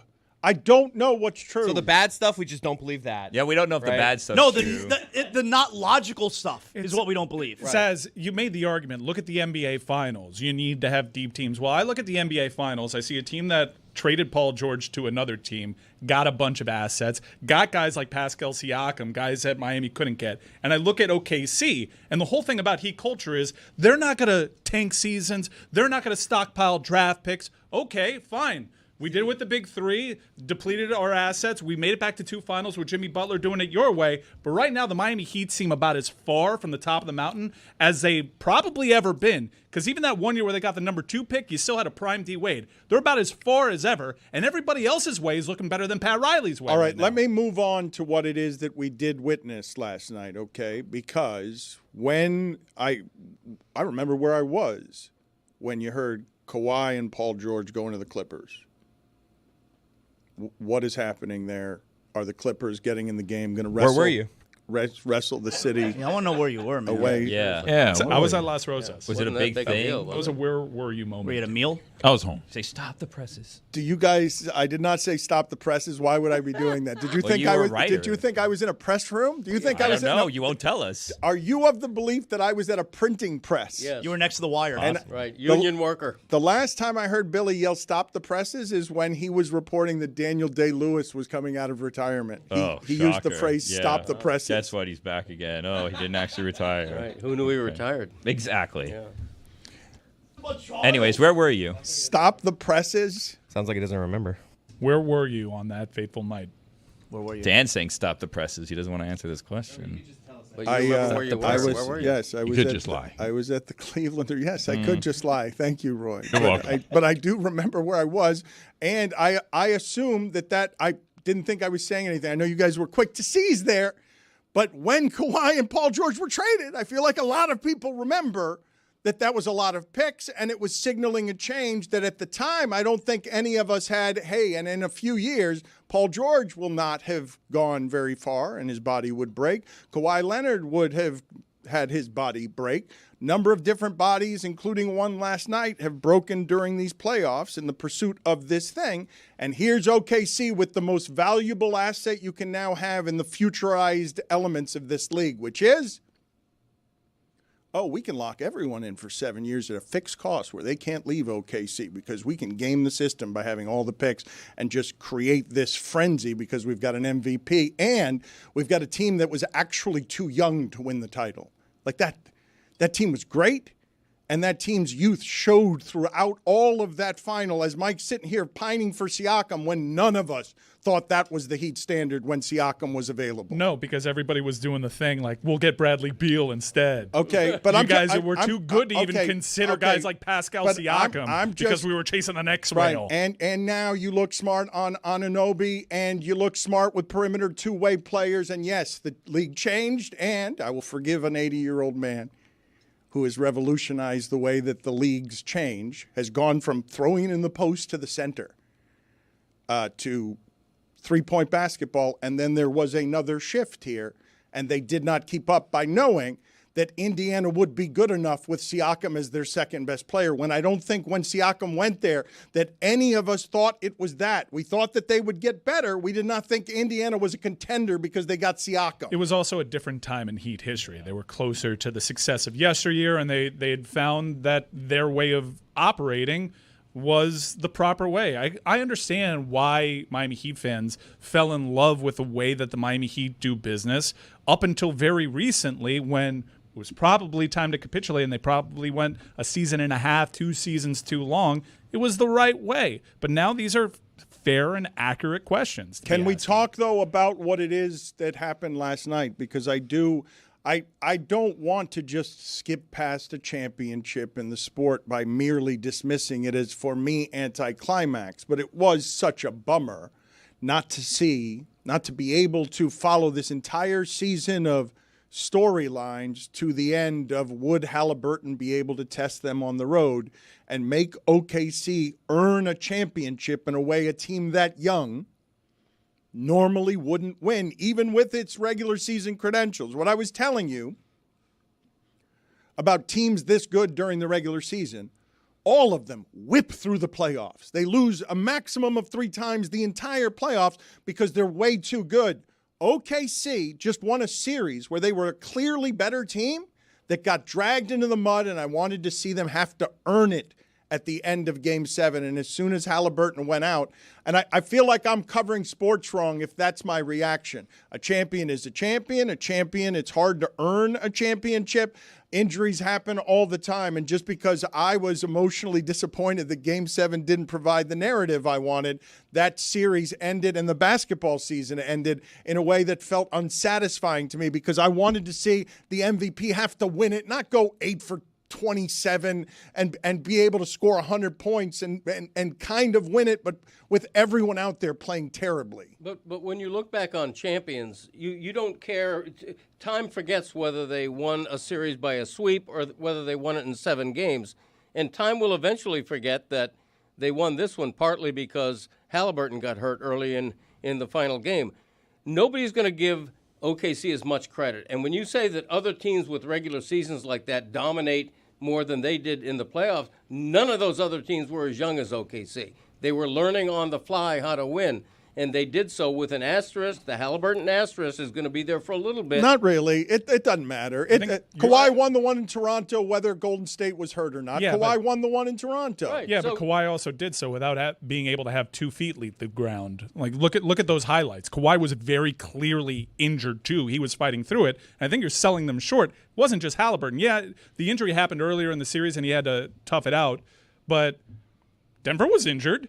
Denver was not healthy when they went through Denver. Anthony Edwards was dealing with injuries when they went through Minnesota. They got very lucky. Okay, This is a second straight year that the NBA champion, who you have questions as to whether or not they can get over the hump and conquer some of the mental aspects, didn't actually have to take on the best shot of any of their competitors. Okay, they got lucky, but at the same time, when somebody with the best regular season record, they won wire to wire OKC. Give them that credit. They won wire to wire this season. Yes. They own the season. Yes, I love what you're doing right now where you're swinging the top of your thermos wildly while you make a point. I think it should be a new signature of yours. Right.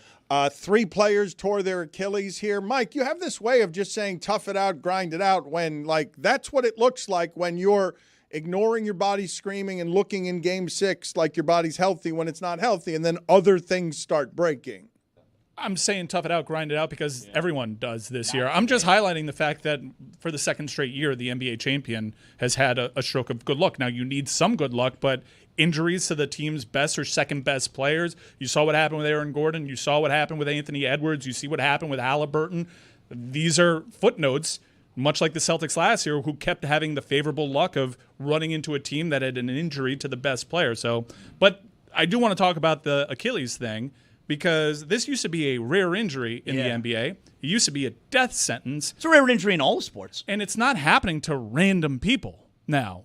We had 3 superstars suffer this injury, 2 of which not even in their prime, still entering their primes in Jason Tatum and Tyrese Halliburton. You had Lillard, who everyone kind of expected that. It gave off the vibes the same way that the Halliburton injury did. Oh, this calf strain, if you push through, that usually means it's an Achilles. But this is a really unprecedented time in NBA history to have that catastrophic of an injury happen to 3 superstars, 3 future Hall of Famers. How about all 3 of them, Tatum, Lillard, and Halliburton, all wear number 0? That's some voodoo shit. Eerie. I don't like it. Put it on the poll at Le Batard Show. Is that some voodoo shit at Le Batard Show? And I feel like I'm doing this wrong because it was a really, really fun and wonderful postseason. And I just wanted it to get to the 4th quarter. The Pacers, that's the best Pacers team there has ever been, okay? Don't long for the days of Antonio and Dale Davis. This is the best Pacers team that there has ever been. And they were a half away from winning the championship with their best player gone and T.J. McConnell leading the way. That's their best player. Look, man. He's awesome, man. T.J. McConnell, is this his mother after the game? Yeah. Give me a break with that. What do you mean give you a break with this? She's like she's angry at the cameraman. Give me a break. Well, T.J. you McConnell. guys with Riley today. Jeez. It's maybe we less helicopter parent. Can we make that Riley and That's you guys crawling up the mom? That's you guys crawling up the cavity. Yeah. Pat Riley's cavity. I did some journalism as a newsman if you guys are interested in here. Yes.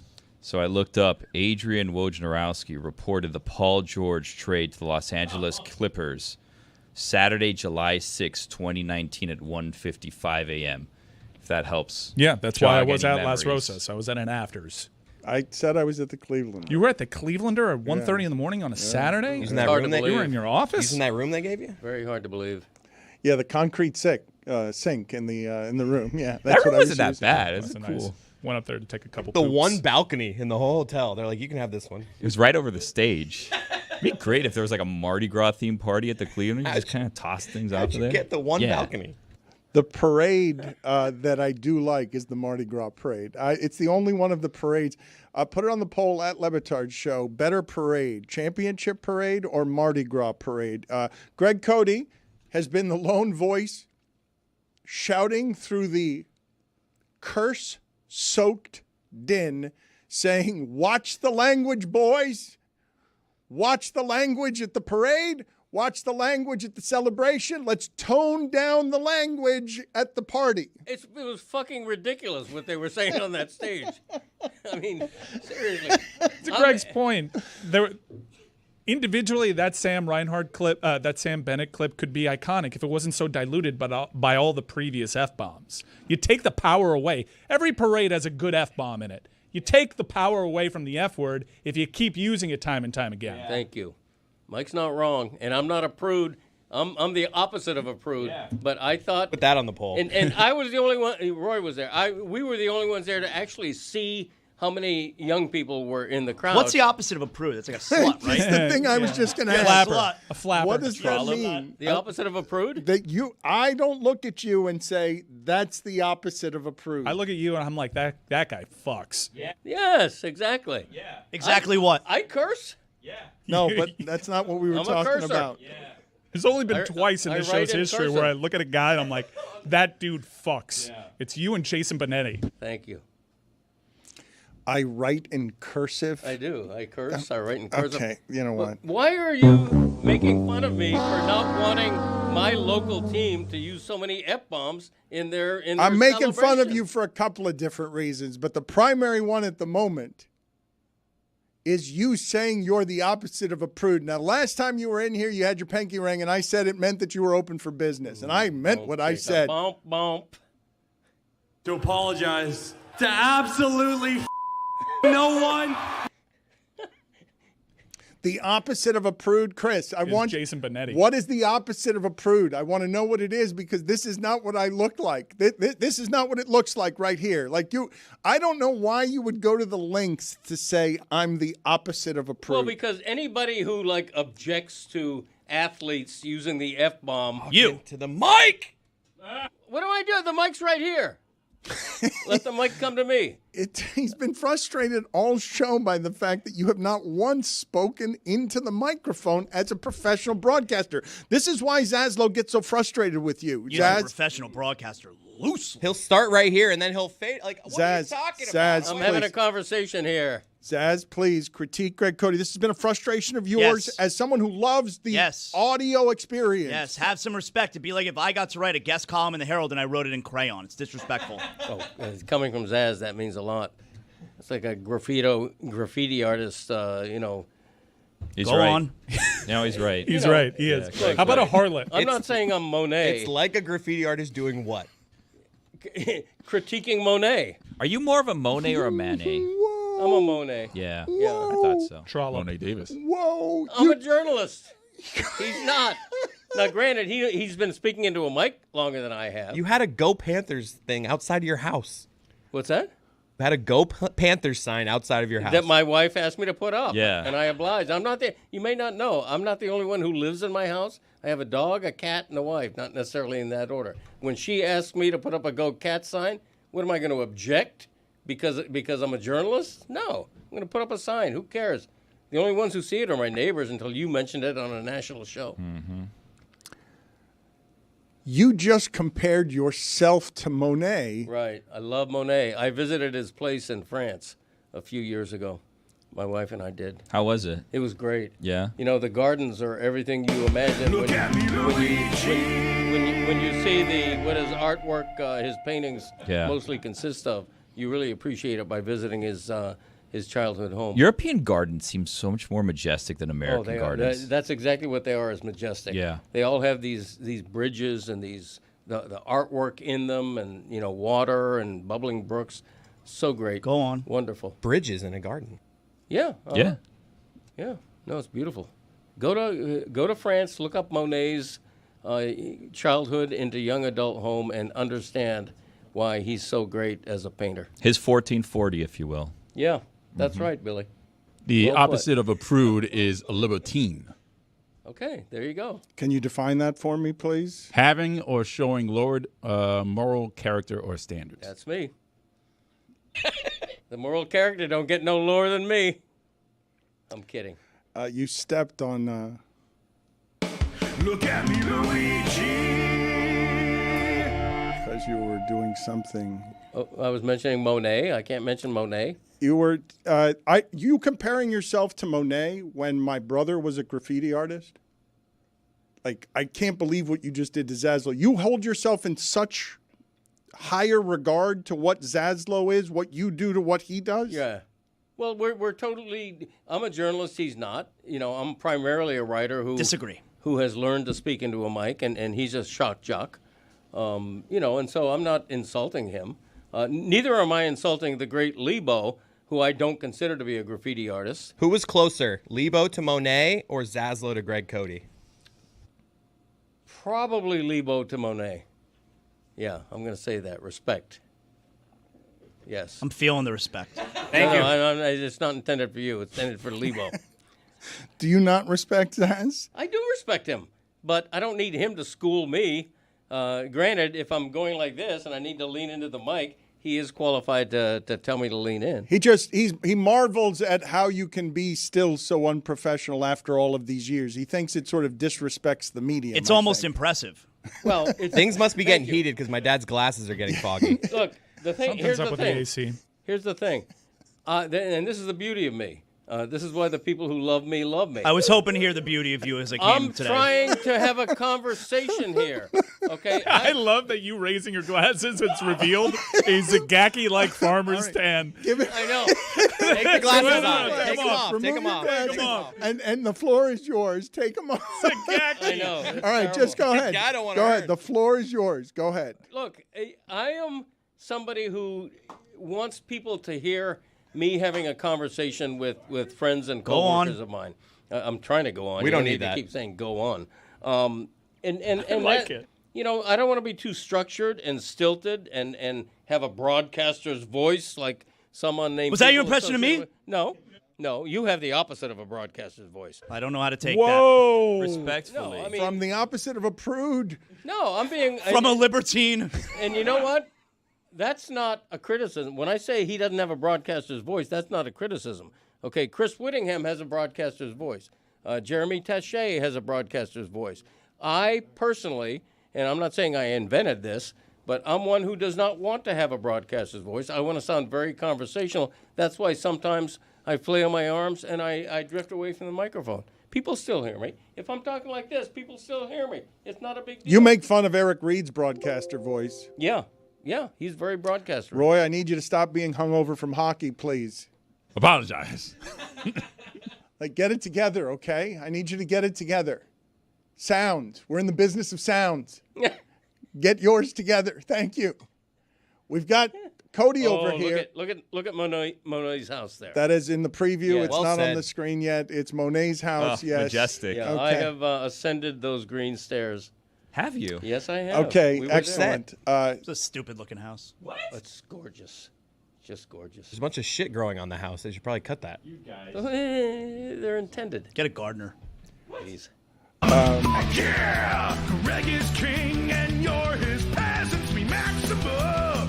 Yeah! My way is the only way, yeah. If we share a hotel room, you know who you answer to, me maximum. You! My comfort is of most importance, me maximum. You! Say it again so they can hear it in the back. Classic.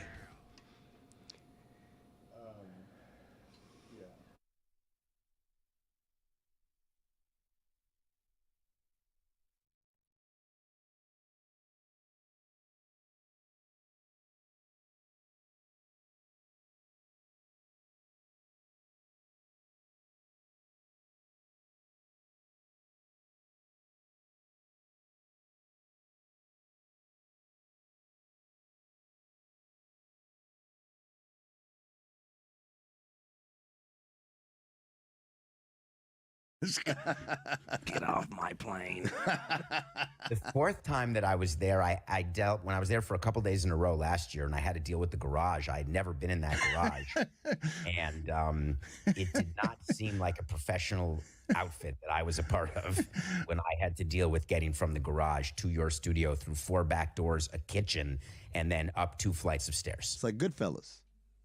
You got to go through I the whole pretty thing. much thought, They have the and mink it's a coat. good thing that I did not come since I lost my smell, and I was thinking to myself that I would have come way more often recently if you had wanted me to. Hell yeah. Phrasing, brother. He has lost his scent. He wish has you came a lost lot more. his sense of smell. He does not actually smell, or he smells like nice things when I have smelled him. He Hasn't come since. He is a very. We already got that joke. It's been made 4 times already. Let's get to Someone the top. just sent me something, Dan. It's being done in Mexico, and once in the United States that they're giving shots in people's necks in the hospital that gives them their sense of taste and smell back. I've had a bunch of people get to me on Twitter with that, and I've been deciding whether or not to do that. But it's not FDA approved, and so I'm not sure what to do. The shot in the neck seems aggressive. I have also seen that experimentally they are fixing some of the smell a sense of smell and taste for people, but I don't know how successful that is. And I can't imagine you trusting it. No, and I'm not going to go to Mexico to do it, right? That doesn't seem, and that's nothing against Mexico. I just feel like I don't want to be the first. It's not like I make a living. I'm not a chef. It is something against Mexico, though. No, because I would have said the same thing if it were almost any other country. But then it would be something against any other country. I believe you. I believe that you're not making that Latin-specific. Chris Cody had a top 5, right? Let's go to I got one. 5. All right, what's your top 5? Top 5 Clevelander moments for me. Some of these are in show, some of these are out of show, but just Clevelander moments for me. OLI. The early club segments. When we brought in like the curtain, what school did like the curtain reveal? ASU, forks up, baby. We did that for like months where we would have mascots come in. We had Greg Cody appear, even though it was a Friday. The Clevelander girls. The Clevelander girls would come up. It was a time. My dad was dancing. And Steve Martin also. What a time that was. Second OLI. This could be way higher, but Mike used this on one of his lists early in the week, so I don't want to, double up on that. The Josh Norman hug. It just has to be on. It has to be on everyone's list. It was just. Now let me ask you guys a question. Do you think it was made funnier by the fact that it was security cam footage and not like an actual camera? Yes. Well, it was because I believe like Josh just came up and said, Dan gave me, like, how did we learn of the hug? Because we went back and we were like, we got to see this thing. I forget who said. No, there were people around who saw it and said it was awkward, including Josh Norman, who was made uncomfortable by it. Classic times. Number 5, Dan thinking Amin was a Clevelander waiter the first time he met him. He took my number 1. And I thought Diana Rossini was somebody who worked in Deportes, too. I did when she was here. I didn't recognize her either. That was just. What was your thought there when he did that? Well, he never addressed me. Like, what happened was I was sitting in this the place where I thought it was weird that a Clevelander waiter was having his sandwich lunch in our setting. I did think that was weird. So for the listeners, before you enter the actual studio area, there's a little kind of ante room where Lewis actually saddest sits. green room in the history of green. Well, it used to be. Is that used to be the green room? That used to be our green room. Oh my God! So I was someone. I think Mike was like, you want a sandwich? Because I came early because I thought it was like an ESPN show where we have to do a pre-show meeting, and they didn't do any of that stuff around here. Exactly. And so Mike was like, "Do you want lunch or something?" I'm like, "Sure." So I ordered like a turkey sandwich, and I'm eating it right there, and Dan walks in and walks right by me. And I was like, wow, this Dan Le Batard guy, he's all business. He's going straight for the studio. You had your back to us. Yeah, I was sitting there, but I looked up and you walked in and you walked straight past me, and I was like, oh, I guess he's all business. And this was like 10 minutes before showtime. Stugotz showed up like 1 minute before showtime.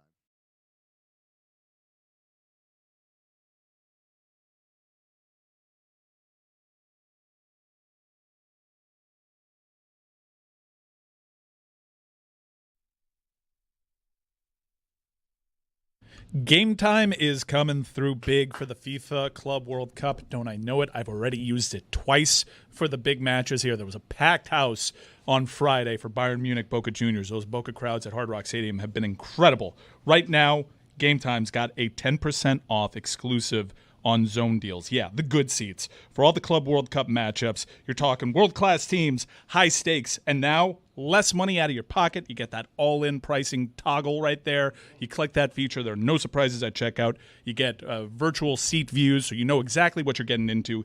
Game Time, last-minute tickets, lowest price, guaranteed. I just used Game Time to pick up 3 tickets to tonight's massive matchup, Club World Cup, Palmeiras versus Inter Miami at Hard Rock Stadium. It's been a lifesaver. You're going tonight, Greg Cody. Can I interest you in a soccer conversation? Can I interest you in an Inter Miami conversation? Interesting crossroads on the architecture of the future here, whether Messi will be a part of it, whether Messi will be in the new stadium, whether everything that Messi was brought here to do will end up being anything other than an economic boom for the people who run the team, but not catapult the sport into the stratosphere that it wishes to be in when the World Cup arrives in 2026. All of this, an investment toward that time at Soccer in America, funded by Apple TV+. Messi as its biggest star, Inter Miami playing interesting boycotting games. Mike, when's the last time you were at a game? I thought you were boycotting the way that they were gouging those prices. Yeah, I don't have season tickets anymore, but I got a great deal on Game Time. I'm going to this matchup because this is a world-class matchup, and it's a big-time game. I think this is going to sound hot-takey because they're not going to win a trophy by getting out of the group stage. They've certainly qualified for the Club World Cup by winning things like Leagues Cup and the Supporters Shield. I think getting out of this group in the Club World Cup, when you're in a group with Al Ahly, the most decorated soccer club on the planet, Porto, a team that has won 2 Champions League, one of which has been won in this century, and Palmeiras, a great team out of Brazil, getting out of the group. I understand different standards for different clubs and different countries. If you ever get out of the group stage, it's something to be worth celebrating. This is a huge, monumental achievement. If they get out of this group, chances are they do. They only need a draw to control their own destiny or for Al Ahly to not make up the goal differential in the group because head-to-head is a straight-up tiebreaker. Let's talk about that. They came back from 1-0 in Atlanta against Porto to win that game 2-1. At that time, they were the first team ever from the Americas to defeat a European club in a high-stakes competition. Now, after that, 2 Brazilian teams ended up doing that. The Brazilian clubs are playing really well this tournament, and they're taking it very seriously. But MLS has been kind of embarrassed during this tournament, and yet you have Inter Miami, which in that game, they were carried by Messi. Messi had a spectacular goal. If they get out of this group stage into the knockout phase of this tournament, from a football standpoint, forget business, from a football standpoint, how can you not just stand back and marvel at this move? They're beating teams like Porto, and it's because of the acquisition of Messi. It is a huge achievement and one worth celebrating. I think this is the biggest accomplishment. If they get into the group stage in this tournament, the biggest accomplishment of the Messi era. And it's been a short era, granted, but this is the best they've done, and they're still the first MLS club. They'll be the first ever MLS club to beat a top European club in a recognized competition. Messi's goal, that's the goal he's been famous for his entire career.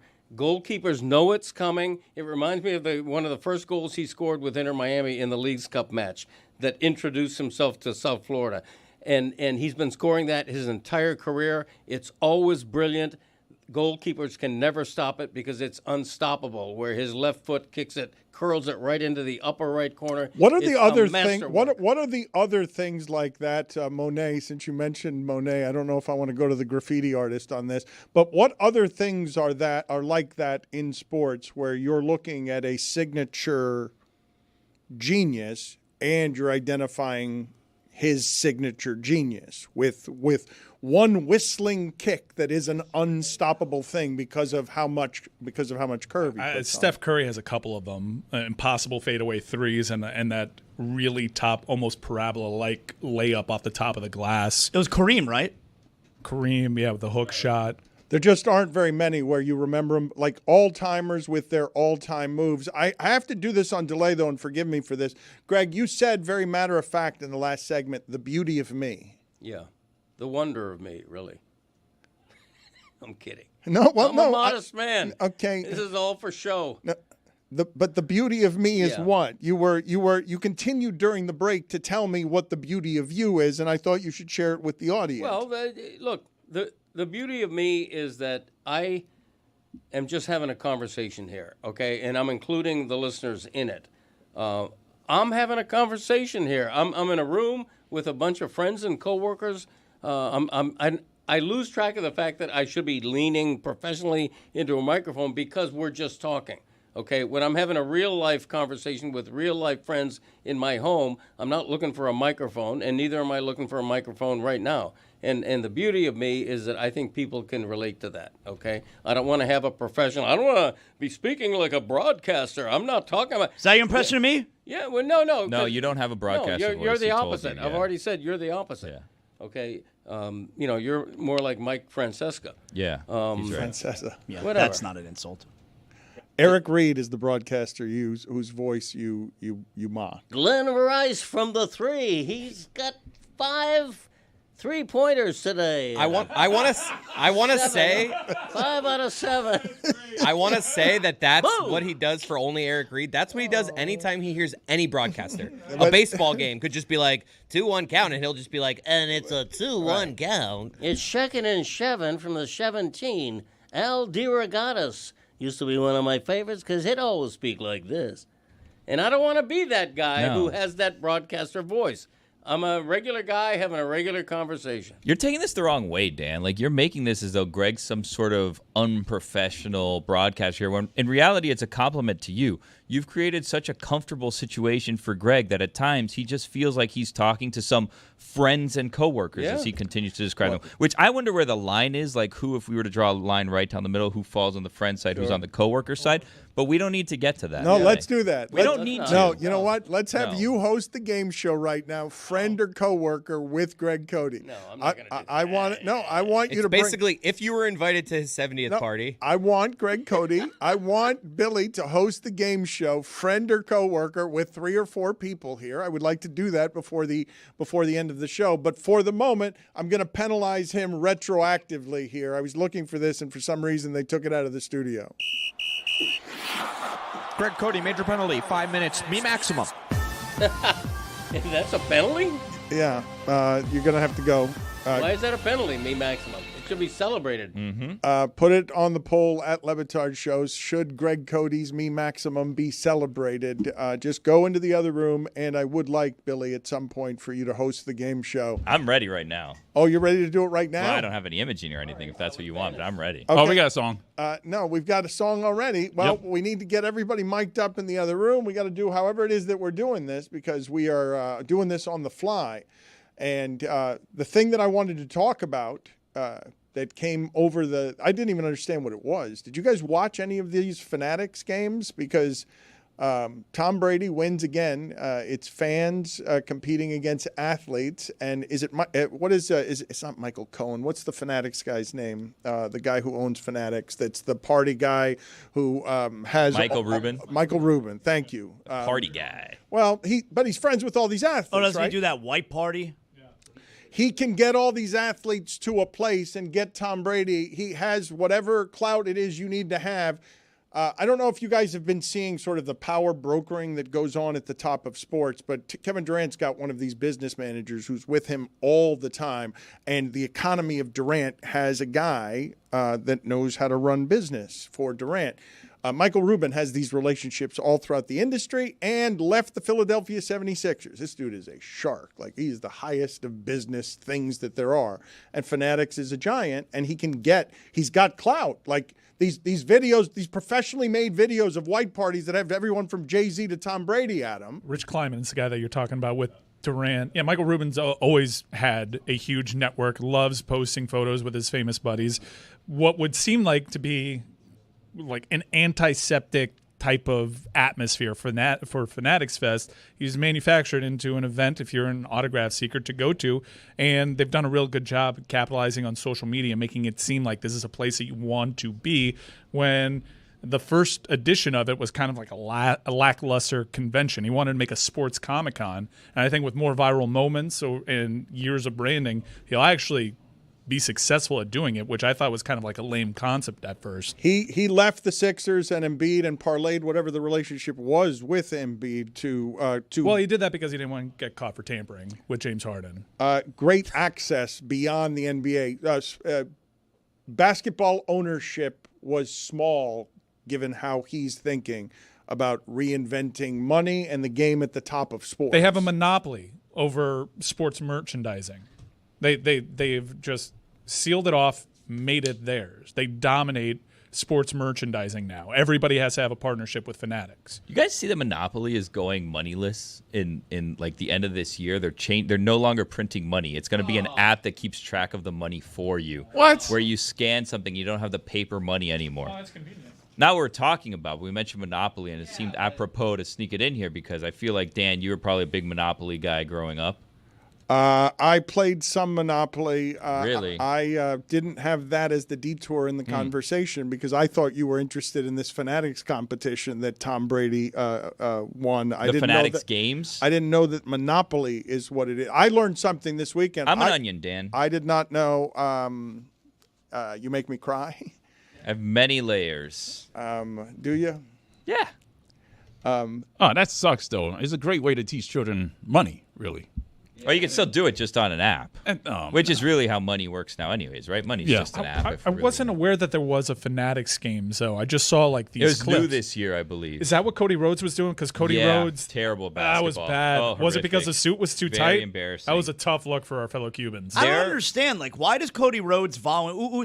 He's supposed to be like a representative, a top guy in WWE. Why does he even pick up a basketball? He has to know he's going to look awful doing it. Dude, that was so bad. It was Tough watching. really terrible. He needs to have a business guy around him like Lost KD all that aura. doesn't let him do those things because then he knows this is going to look bad. KD, by the way, was a participant in the Fanatics games. It seems as though he didn't really put much of an effort as he finished 97th place out of 99. He was traded during it. Yeah, but he competed in all 8 competitions. He only amassed 56.4 points. Spoiler alert for those of you who are kind of going to catch up on the Fanatics games on your own time. The winner, tune out if you don't want to know the winner, was Tom Brady, 399.1 points. He won $1 million, which was good because Tom, has a divorce. He gave it situation. away. He did gave it give away. Yeah. Eli attacking him was cringe. Yeah, that felt was forced. really That was one of the competitions. So the competitions were WWE Superstar entrance. So that was Tom Brady's entrance. There was the pitching accuracy contest, which Joe Burrow made look like it's the Oh, yeah, that was hardest thing in bad. the history of the world.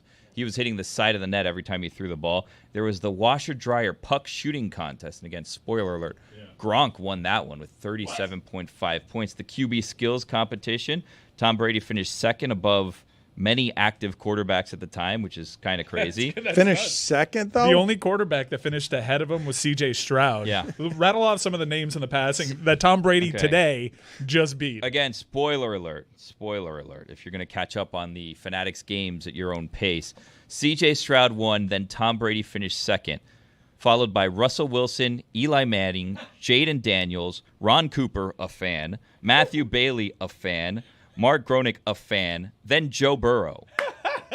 Then throw Dwight left-handed? Howard, then another fan, then Bryce Young.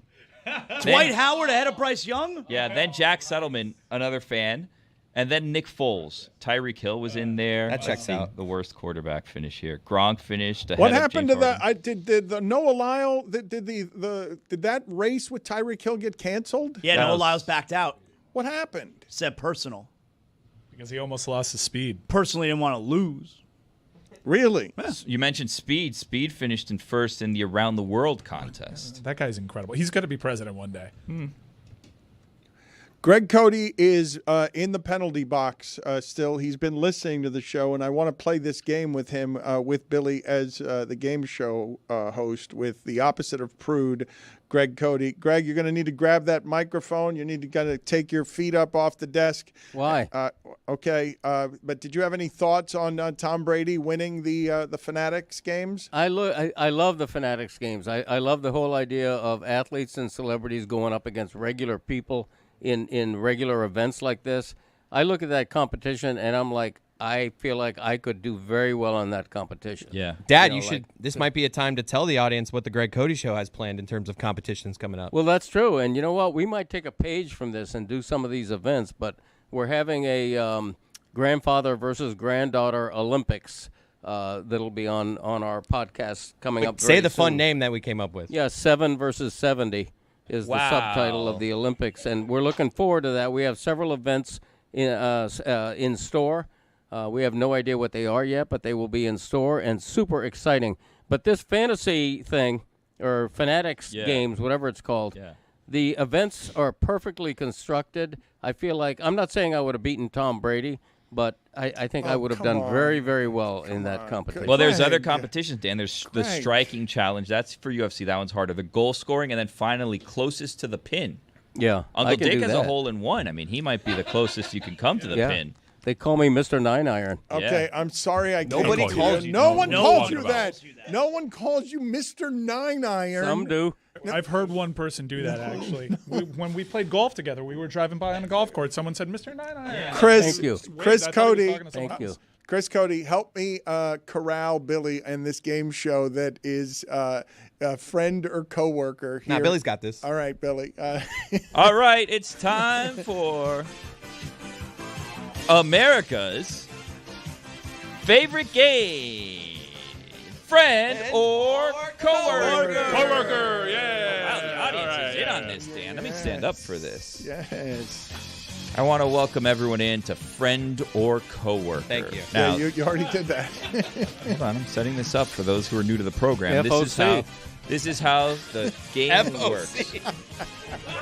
We have a big cash prize to the person who can most correctly identify whether or not Greg thinks this person is a friend or So coworker. the name of the game is Falk, just to be clear. Wait, so we're all playing? I thought this would be you ask my dad a name and he says whether He they're... will, but we're playing. We have to guess if Greg considers that person a Oh, okay. friend or coworker. That's simple. All right, that's Yeah. great. Can he hear us, or are we And going to you're- put him in yeah, a he can hear soundproof us. booth? Oh wow! So you want to do this Family Feud Well, style? I we'll don't know. Falk all How do you around want? the studio. It's your Yeah. call. It's your game. Yeah. Well, Fuck me? Let's fuck! Fuck me or fuck you? today's contestants who are going to be deciding whether or not Greg considers this person a friend or coworker are two person who know Greg very dearly. It is Chris Cody and Dan Le Batard. So you are the only nice. two who are going to be guessing if Greg considers this person a friend or coworker. I like it. All right. Do you have your writing utensils in hand? Well, he's going to lie, but I'm going to tell the truth. So I'm going to be honest. But he'll lie, try to be friendly in public when he considers very few people friends. Go ahead. Okay. So you have Chris. You ready? Okay, I'm Mike. ready. You're the official scorekeeper here today. All right. The first option, and again, the winner wins a big cash prize. Roy is bobbing his head to this music like he really nailed it with this music. This is childhood right here, man. You are so proud of All yourself. right. The first person, Roy Bellamy. Does Greg consider Roy Bellamy a friend or coworker? I'm gonna say he's gonna say friend, but he's gonna be afraid to say coworker. Well, that's not your. What's your guess though? Yeah, you need to But lock he's- it in, he's Dan. Gonna, he's gonna say friend. I'm gonna get Okay, it right. Dan says friend. I know that my dad really likes Roy. I think he genuinely. This is a genuine one. He'd say friend. Greg, is Roy a friend or coworker? Friend. Yeah, all right. Congratulations, Thank you. Roy. It is a great game. They It both is- get a point there, but Dan wanted to make sure you knew that Greg doesn't Yeah. actually think you're a friend. And, Well- and more to the point, I'd say, Greg. Here's the thing: if I said to Greg, give me a number of friends that you have, give me a number that you consider friends. What is that number? It's not an easy question or answer because everyone has different tier levels of For the love of God. He's trying to pin All you right. down, Greg. Don't let him. I'm being And no, that'll he's do not it for gonna- this edition of Friend or Coworker. It ended as a tie. Thank Great you. game. One excellent round. game, Billy. All right, I'll date it. We'll Okay. circle back. We'll play All it right, again. Yes. So going back, circling back to the NBA, home teams in Game 7s of the finals are now 16-4. So basically 4 out of 5 times just if you're playing at home. If you got Game 7 at home, that's the biggest advantage to have. And last night, you guys are with me on the idea of OKC is an absolutely historically great regular season team that was ripe for the taking at the end because of all of the youth things that you associate with not being able to win a championship. Stopped because in 4 of the 7 games, they allowed a lesser team to dictate the entirety of the game to them and made them play 4 of their worst games of the season. The result of these finals is that the best team won, but the best team won because they got lucky that Halliburton wasn't around for the second half. That seems like a crazy thing to say. It was a lot harder than it needed to be because that Indiana team is simply not as good as that OKC team. Not at defense at all. OKC this year is a bit of an outlier in terms of recent history. But the sport, when I was growing up, back to the mid-20 teens, it did probably the best job in making sure that the people that followed the sport knew this was quantifiably the best team. the team that won the championship was always the best team. And you look back, we're alternating championships at a rate that we've never really seen in our lifetimes. No, we never have seen. Seven straight different champions. Crazy. It feels a little bit more random. And while the best team won this year, and you make an argument, the best team won last year, they're getting the benefit of injuries that I'm not really sure. I'm sure if we dove into it, maybe I've forgotten some other injuries. But it's odd that injuries are playing a bigger part of the story in these championships lately when we're in a recent era of what load the hell management. was that? What was that? A sneeze. Was a sneeze. Please turn tight. We're good. Okay, I just didn't Unprofessional. know. I didn't. Oh, Not a professional broadcaster. Dan makes everyone comfortable, so they just think that they're hanging out in the room talking to him. So Kyrie Irving gets injured last year. Jimmy Butler gets injured. These were players that had load management programs around them. We're in an era of load management, and yet in the postseason we had 3 Achilles injuries. You could go entire NBA seasons without seeing that type of injury. Why, in an era where we're so attuned to the athletes' bodies, where we're trying to avoid injury, are you seeing so many more of the arguably the most catastrophic, outside of death, the most catastrophic injury a basketball player could suffer? This was considered a death sentence before, and now we're seeing it all the time routinely when we're trying to stop injuries. So is 3 a trend? Because Boogie Cousins was never the same after this, and this is one of the places that I remember learning of how it is that a potential can go to die where athleticism can go to die if the Achilles is snapping. In a way, it's a gunshot. People can hear it. Halliburton knows what it is. That's why he starts crying. He knows immediately that that is not something he gets up from. We saw this happen to Kevin Durant kind of the same way, right? Where we don't know what these guys have to do to mask to get out there. Like we put a lot under that umbrella if someone's banged up. Like they are just, I can't even imagine what doctors are doing to protect those economies. Just to be clear, right? Did you guys see that an NBA executive said that when Dallas won the lottery, it's worth between $500 million and $1 billion to win the lottery in basketball to your economy because of how, if you get one of these stars and you ride his body for 5 years, you can make a giant business around everything that's happening in this sport and these bodies. Kawhi Leonard told you a while ago, don't trust the doctors. Total mystery, the way that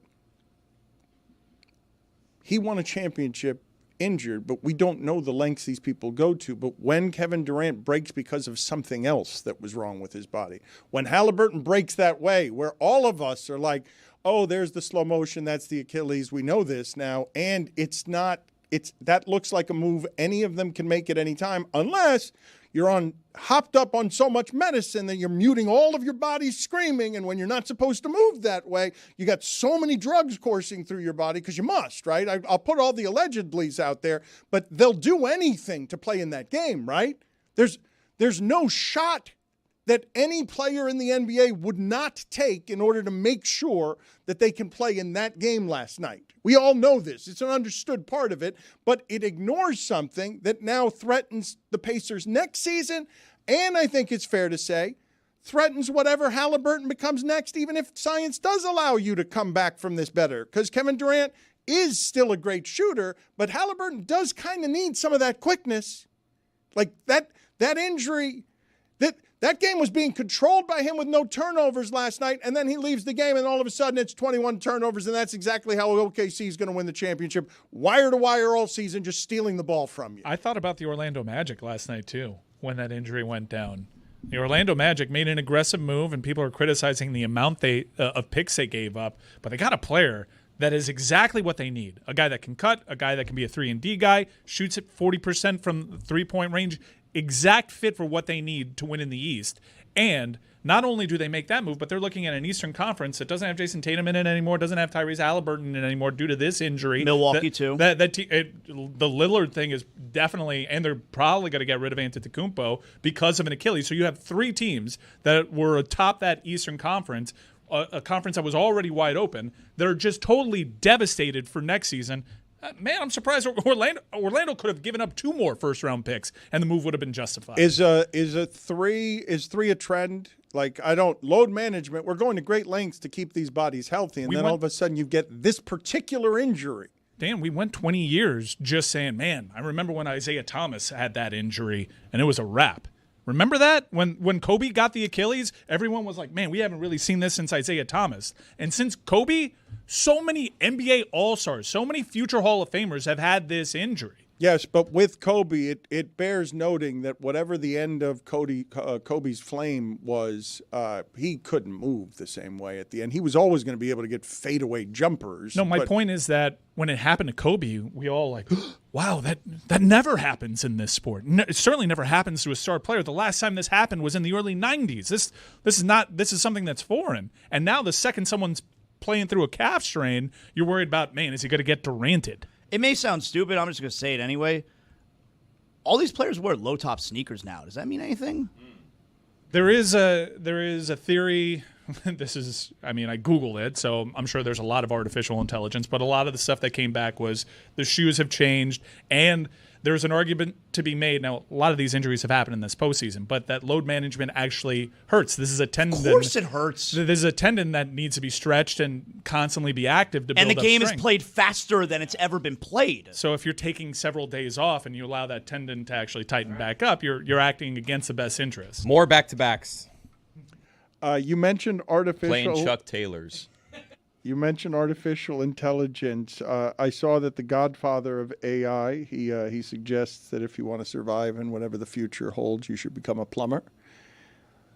And I also saw that because of AI, and I did not have this as an early byproduct of AI, but evidently everyone's now cheating at school. There's no point to pay for school anymore because everyone can have all of their work done by artificial intelligence. So you're just burying the teacher in a bunch of fakery because the computers can do it well enough to get you a B+ or what is that? Like that, you render schooling almost irrelevant.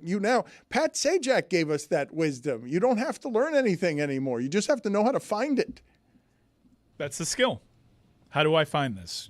How do I write code to find things? That's what you need to start training in now. You guys worried? I mean, it's AI. Yes. It's going to lead to a lot of back in my days. No one could do what I do. It's going to lead to the dumbing down of America, and we can't get much dumber. But, in this case, there's a shortcut to finding out that makes us not want to learn anymore, makes kids not want to learn. I don't care about myself at my age, but I think about that. What kind of a world is my granddaughter going to grow up in when there's AI in every facet of life except plumbing? We better be getting our kickbacks. If we're out of work, we better be getting our AI kickbacks. What is AI built on? All the information that human beings have put into it. You're welcome. AI reparations. I don't know about that. No, absolutely AI reparations. Yeah, This is a prevailing theory, too. Read the book Abundance. This is something that has been talked about. Once AI does actually come for the jobs and starts replacing the workforce, human beings need to be getting their cut. Okay, it's better for the... What? Minor penalty, 2 minutes, asshole. It was read the book Abundance. That was the sentence that got you going. Wasn't Mike asking for reparations? It wasn't. It was just it was the phrase "read the book Abundance." You just gave us a reading assignment. Read the audiobook. This is gonna age so poorly for you in 10 years. I'm getting kicked out for invoking something that is going to be like, what? Okay. All right. I brought up the threat. Idiots. There are many I existential. think we already are dumber. There are many. We are surrounded every minute by existential threats. This weekend brought an almost literal apocalypse of I don't recognize the America I live in when we're at war. This flippantly, I'm going to say, and I'm back. Oh. It's 2 minutes. Let's just pretend. Can we just invent like a computer virus to take out AI, like a computer COVID? If Go you on. will. You go and the AI is compiling all these problems for us, taking our jobs. We're losing our recipes because of AI. But if you make a computer virus, let's call it, like a super virus, a bug that shuts down all of AI. Like an entity. Can we not win? What if the key to this virus is buried beneath the Arctic Sea? Mr. Nine Iron? Do you know what he's referencing there when he says we're losing the recipes? I believe it's the greatest moment in the history of University of Miami football broadcasting was Warren Sapp and Michael Irvin on the set of an NFL product. That's all I had for about a decade. No success on the field. It was just the NFL morning show and that segment of Sapp and Irvin. What are you laughing about? I don't remember the Sapp and Irvin show. Sorry. What? It was a segment inside of NFL Game Day where they would talk about all the games, but Sapp and Irvin had like a 5-minute segment where they would just be over the top. Real manic energy. I'm not really sure what was going on there. Uh-huh. I was, I don't think I've told you this. I was supposed to host a show for the NFL Network with them, but I had to fly to Los Angeles every week to do it, and I wasn't willing to do it. Let's play this sound right here and I aired, by the way, because this could have been my life, and I would have rocketed to television stardom all over the globe, carried on the whimsy and general recklessness of these two men on television, neither of whom should ever be on television except they're both great at television. Oh my God, this is what's wrong with today. The young ladies today, they're not learning from mom how to cook. We're losing recipes. There you go. I can relate. How? Recipe books, man. Oh. I mean, Nana, had a Doogie. Nana Doogie had a thick recipe book, this thick, with all some of them were clippings she had cut out, but most of them were handwritten recipes. And where is that book today? But the problem is now, and it's a version of AI or Google or whatever, now you want to make a chicken parm and you're dumb, you don't know how to do it without a recipe, you Google chicken parmesan.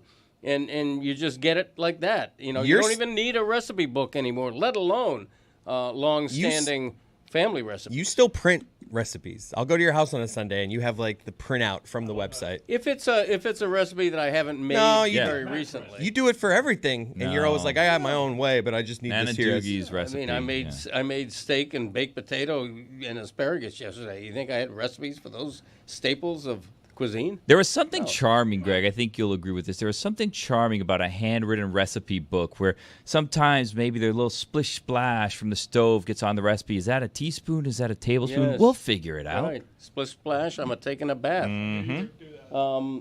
Yeah. So Splash. You don't need a recipe book anymore. I feel bad for the people still writing recipe books. Who's buying those? I mean, AI. It's crazy. You're selling 2 books right in front of you. Well, these aren't recipe books. You can't get this anywhere else. Oh, but that's a recipe for recycled. Oh, back in my day? Says the guy whose last 9 episodes of South Beach Sessions have been best ofs. God damn. Man, what are you doing? That's not recycling, though. Hey, reality was last week. What are you talking But about? before that, no, I'm a South Beach Sessions fan.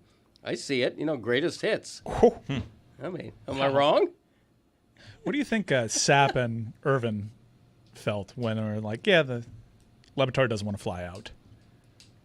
So that's that. They could have relocated. They could have done the show from SoFla. They chose not to. No, the show had to be in Los Angeles. Why? SoFla? Yeah, why did you SoFla. do that? Why did you I've do been that? saying SoFla for years. It hadn't really gotten off the ground, but I've been, that's my nickname for South Florida. Don't give I would up. lose that. What's your greatest professional regret, Dan? My greatest professional regret. Not counting me. I got to think about that one All for right, a think second. about it and probably don't even answer it. Apparently, Dumb question by me. it's a long list. No, I've got to think about it for a second so that I don't. You're asking me. I may blindside somebody here, so let me think about it for a second. That's why I'm saying probably don't do it. I know famously on the show you said that you were once offered like 7 figures to move to Detroit and be a columnist there, but you were like, no way. No, I was not. I was offered. It was not a 7-figure job. Those jobs, column jobs, don't pay like that. Never have. That's what I was thinking when he said that. Never wow, had. I mean, you're good, but not that good. But Come yes, on. I would not live in Detroit. I didn't want to live in Detroit. Yes. Is this, Wow, it's time again for America's favorite show. Could have used you Friend or coworker. All right, for those just joining us, today's contestants are Dan and Chris Cody. I'm going to name a coworker. Mike is keeping score here. And we are going to have Dan or Chris Cody guess whether Greg considers this person a friend or coworker. We have a tight one right now. Now, Tied Billy, up 1-1. Is this a new game? And the last one ended in a draw? Yeah, this is the second edition. Okay. So.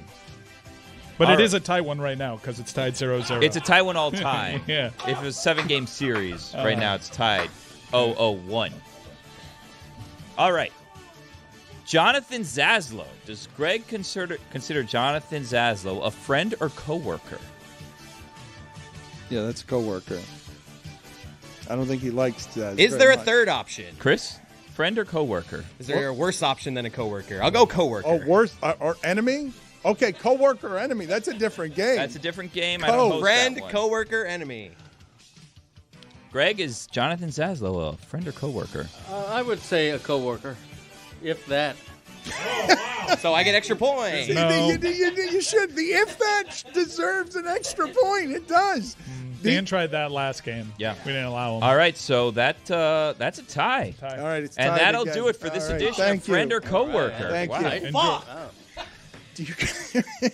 Do you guys? I was made aware of something this weekend that I was not aware of, and I'm guessing I'm going to shock you when I tell you that. Can we guess? So you're not going to get it right. Is it that there's more microplastics in glass than there are in plastic bottles? What? It was that actually. No, the mini bar is endangered. The hotel mini bar, it's a bad business and it's going under. And very few places are still doing it successfully because it is either on its way to extinct. It's just a terrible business for hotels. They get stolen, things go bad, and even though they're charging you 4 and 5 times what they should be charging you, I had no idea that the mini bar. Did you guys know this? I'm shocking all of you No, with I this. didn't Correct? know that. I mean, I've seen my dad put in some work on them, so I thought they were. I love the mini bar. blooming. Yeah, put it on the poll at Le Batard Show. Did Greg Cody, for about 10 years, single-handedly keep the mini bar business alive? At Le Batard Show. Although my dad's move at a hotel is go buy a 6-pack somewhere and then fill his. Put it in the bathtub. No. Well, that would be if he had like 2 dozen. Yeah, It's which sink. which he fills up the has. sink. No, I've seen the bathtub. He's slowing down, your old man.